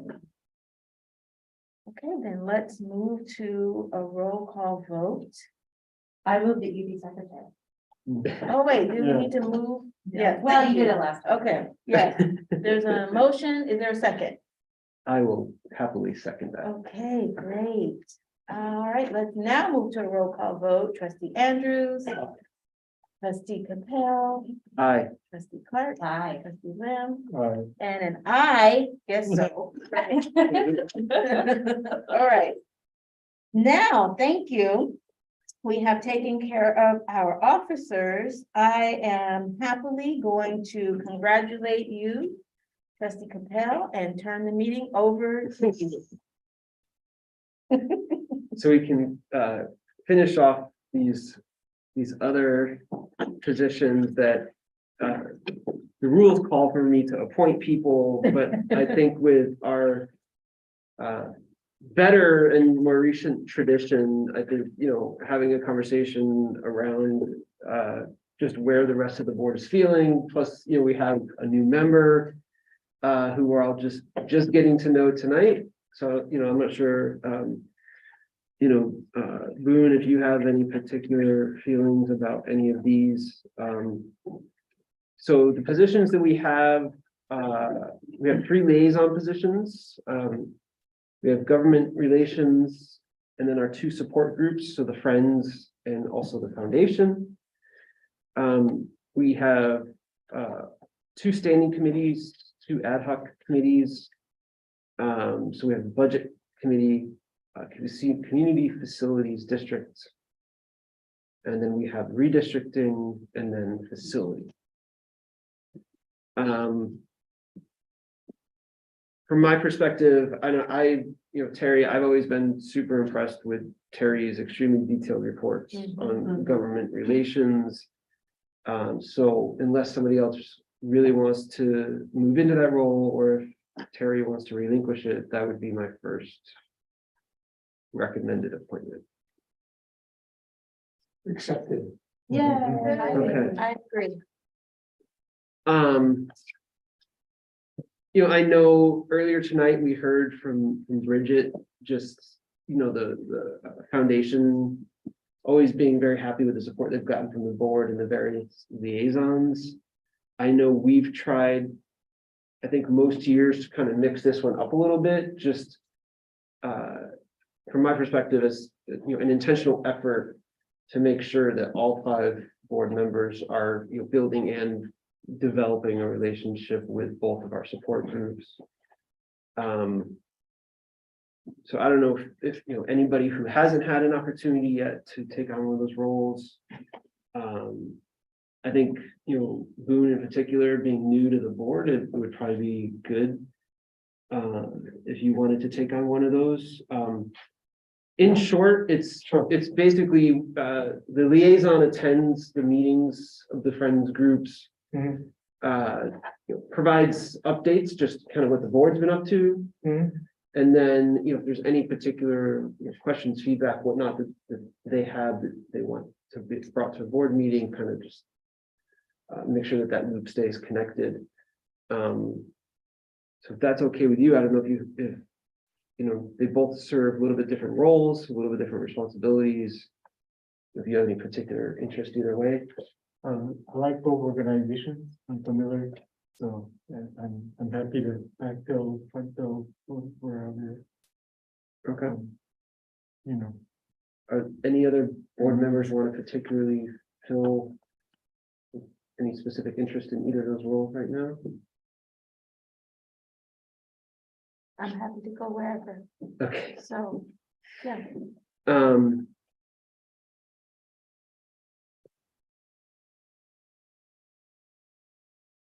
Neil has been for the last 2 years, the Friends, right? Yes, I have. So. We're good to Mix not it make up a her, little bit, But that might be really helpful for the foundation, right? Especially as they're thinking about maybe potentially unifying to ask Camila to move over to the Foundation. Foundation maybe, because you've had that. Yeah, that was my thought, just kind of go in order. So Boone, if that's okay with you, if you wanted Sure. to serve as the Friends liaison. Be happy to. Okay, and then Camila to the library, to the foundation. Okay. Um. On the committees, my personal perspective has been, I think with the exception of the budget committee, I think it'd be good to keep that mixed up for the same reason as we do with, the liaison positions. It's good for, all of the board members to get experience with that. And remind me, I know it's Terry and Katie right now on budget? No, it's me and Camila. It's you and Camila, Mhm. okay.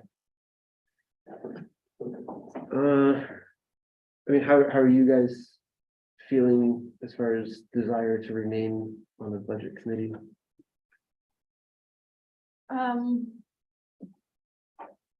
I will, again, I'm not partial. I would like to, the only thing I feel an opinion about is like, I would like to continue to do the redistricting just because I find it really interesting and exciting. Other than that, I have no real strong preference for anything.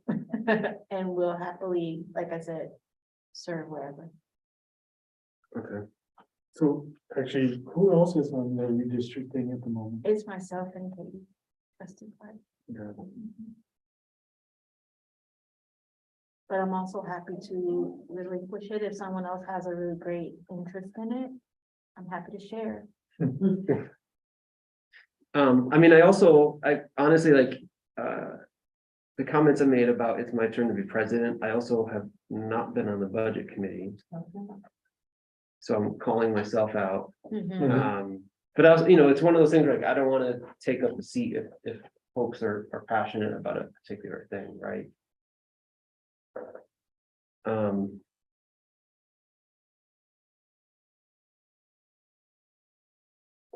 So I don't know. Can I ask a silly question? No, there's no silly question. just silly answer. Which among these committees would benefit from actual continuity? Mm, And can we do those first that's a good before we push out, I think honestly, the last three benefit from continuity. Yeah. Right, I I agree. think. The CFD is got its own set of like very specific things and history and decisions that have been made. I would say the same with redistricting, right? And especially because you're just getting into like launching that, it doesn't make sense to change that up. Yeah. And same with facility. So I guess my new person recommendation, if continuity is required, Uh-huh. for those, can we figure out who really wants to stay? And then kick the other person out. Move the musical chair along, that way we Yeah. can quickly, if that makes sense. Unless two people want to stay, then that's fine too. Yeah. But Terry, can you just remind me, I apologize, who's on the CFD with you right now? Rushmore was on. Okay, so that's open. An interesting thing in terms of continuity about that is that will be one of the ways that we engage the town council with, what we're doing and giving them sort of the look behind the curtain, and so given all of the sort of complex history actually in that CFP committee, I'm happy to either be the chair or a member, whichever one, but I think that kind of, because Rushmore's gone now, he was on that committee. So, So since that one's open, would you be interested in being on that, Boone? Since- I can, as long as I'm not the chair. No, I mean, if Terry's willing to remain the chair, I think that's, Yeah, no, I mean, the CFD specifically is for the new buildings, correct? Am I? It's Well, oversight of the bond proceeds. The bond, basically. yeah, Yeah. managing the bond proceeds, basically, there's a lot to do. Make some Yeah. recommendations to the budget committee, because we're gonna schedule it the month ahead of budget, so Mhm. I think it's a good suggestion, yeah. okay. So then, Terry as the chair and Boone as a member. I would say keep redistricting the same. Facilities, I mean, Unless, I want, the only thing I would say about redistricting is like, Katie, if you wanted to take a hand in. I think I'm You're the chair, chair, right? yeah. Unless you wanted to do it. Not really. I mean, Okay, if you're tired of it, I feel like you do a great job though. No, I don't mind. It's Okay. fine. Okay. I was actually gonna ask Katie to chair the facilities committee. I mean, I don't Okay. know what that means in real terms. Is that different from what we do now? But But- sure, I'm happy to do it. It's just, on my part, it's an honest recognition of me not, having missed some meetings and stuff recently because of work Yeah. and, No, I'm happy to do it. I love facilities committee. There's nothing else I want to do with my life. That's all I want to do. I actually, no, I do. I Or like every- it's the most rewarding thing. yeah, It's really fun. I do miss when I miss one of our every Monday meetings. Okay, so then redistricting, will remain with Camila as the chair, Katie is a member. Facilities will remain the same, but, Katie will take on the chair role, I'll remain as member. That leaves us with budget. Like I said, I should take a stab at that, 4 years into being on the board, I have not been like in it, yeah. I don't know if other members of the board, if anybody, because we generally rotate those, so it should be somebody new that is not on it currently. Which is fine, but that would give you 2 brand new budget committee members. I don't know if you want to do that. Yeah, that makes sense too. I mean, I don't think it's the end of the world, right? Like, we have a robust budgeting process. I think it's fine. So I don't, I'm not saying that to be like, oh, no. I also could see like. I'm not to throw you out there, trustee Lynn, but it might not be a bad thing to have someone that's on the CFD. That's vetting some decisions that sits on the budget committee too. Because they're gonna come in with that information that was previously discussed at the other meeting,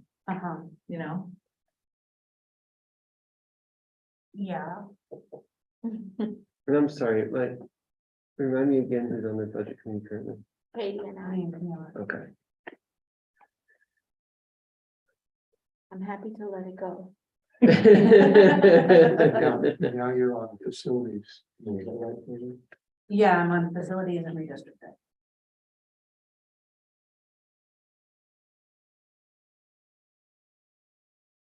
I mean, I would, my input would be, Terry, if it makes the most sense to them, to everybody to have that kind of historical knowledge. Or if we feel it's more important, I would say both the input from the CFD that Boone would bring, but I also like sometimes having somebody new that's kind of like a fresh set of outside eyes is not always terrible either. You're talking about the budget. For this, yeah, the second, Remember, like I'm happy to chair it for an additional member. Do either of you particularly want it or not want it? Terry and Boone? I want to make sure that people are feeling equitably distributed, you know what I mean? Yeah, And, I think about it, I had 2 last year, 2 positions, so. You plug in there if you want to. You also do all the liaison stuff, which is like no small lift. Boone, would you be open to the budget? No, I look at numbers. Yeah, that doesn't change. Yeah. okay.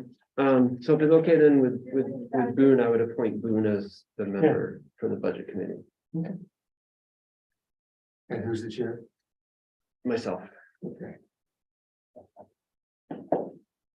Next year is looking like it's gonna be quite a boring year for me, so, trying to get that vacation in while you can. That's right. Pilot on there. Okay. And so that is all of those. We'll go back to our agenda. Okay, so the next, so we've elected officers. We have appointed our 2023 board committees and board liaisons. The next piece of governance is a board orientation and retreat. So Jason, I'm sorry, to interrupt, but could you just run down the whole list one last time for the board, for the, the committee members and all the other stuff? I I don't. can share my screen. So that I can do. I think they're probably read it too. Yeah, I'll read it on. But just see what we can. Okay, I'm seeing. There we go. Okay, so for our officers, president, we have Jason Cattell, secretary, Neil Wilkerson. Our board liaisons, government relations liaison is Terry Andrews. Our friends liaison is Lynn. Our foundation liaison is Camila. Our budget committee chair is Jason. Members, Boone. The CFD committee chair is Terry. Members, Boone. Redistricting, chair is Camila. Member is Katie. Facilities committee chair is Katie.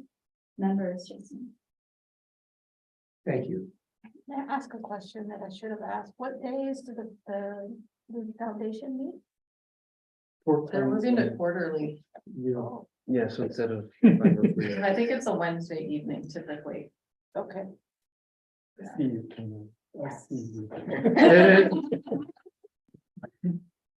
Okay, thank you.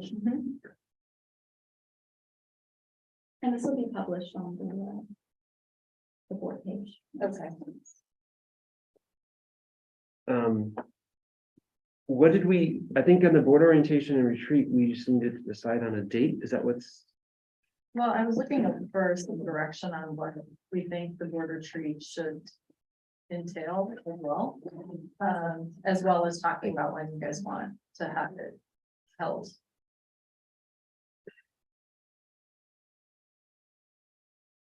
What is he? We haven't done one in a while, or did I just miss that? We did it last year. Yeah. Usually it's done like beginning of January each year, so it does feel like it's been a long time. But it has been a long night. We can always, I can reach out to the trustees and see if you guys have ideas on the kinds of things you'd like to see covered. And then potentially bring an idea to the next board meeting and hopefully get something scheduled in maybe like February. I would prefer that. Yeah, I would. For me, the sooner we could agree on a date, the better, Okay. because like the sooner I can just block it out in my calendar for work stuff, like. Well, I'm just wondering, like, is there a facilitator we're gonna have to engage or something, in which case, like, it might be a little bit based on their availability. So I think we need to figure out what we want to cover first. Yeah. But it would be on a Saturday, right? That kind of thing. Last time it was be. Friday. It was a Friday morning last Friday. year. Mhm. The We past could 2 probably send an email out tomorrow and like poll all of you and try to get something going. If that makes sense? Yeah. One thing that came out of the strategic plan observations, was a thought that it would be interesting to have more opportunities for sort of strategic conversations with board members, which I thought was cool. I don't know what that looks like, but I think that might be, I mean, in addition to the normal like stuff we do about like, here are the rules, here's how it works, here's Brown Act, whatever. Because I know that's something we can't really, or well, it's not can't, but it's not something we frequently do as Right. part of our regular. Okay. meetings. I could do some research on that. Yeah, I think. Even though the report that we got tonight, there was pieces of that kind of update in the report back that we're talking about, kind of like the things to keep an eye on, right? I think to Katie's point, like, how do we structure a strategy conversation around Yeah. like those things to keep Yeah. an eye on? And I do think for that kind of conversation, it would be good to have a facilitator. Because if you had like a board member or like staff, anybody from staff leadership facilitating, they're inevitably not going to be as integral a part of the conversation. Right. And that's the feedback I would have at this point that helps kind of. If you focus on that alone, you would have a whole. Oh, yeah. That's like a week. Oh, yeah, we could. do That's a that week for long retreat years, right there, right? Yeah, totally. It would be nice though to do that. That's a good point, Jason, because a lot of times you get a report and you see it and you kind of file it away mentally and what, you never look back. And you really should look back on this stuff. Mhm. That could be a big topic. There's a lot there. Okay, so I don't think we have any action items on that, but I think we have a plan. Yeah. That makes We'll sense. get working on it. Okay. And come up with a date that works for everybody. Next agenda item, announcements and planning. So have we received any correspondence? Yeah. Okay. And for the board, any proposed future agenda items for the January meeting that are not already kind of standard agenda items? Well, that's already on there. We're just looking. Yeah. Was there some, I'm trying to think, was there some kind of a wrinkle, if we have our committee meeting on the 11th, where we talked about, was there a date we were trying to squeeze in there, or an activity we were trying to? Never mind. Oh, yes. Last month we talked about holding a special meeting in January because this was gonna be such a big agenda. We were able to push, the big thing we were gonna do this month, but we pushed is the audit. Mhm. So the audit's happening in January, as well as the operational plan, like basically debrief from 2022, as well as the next year's 2023.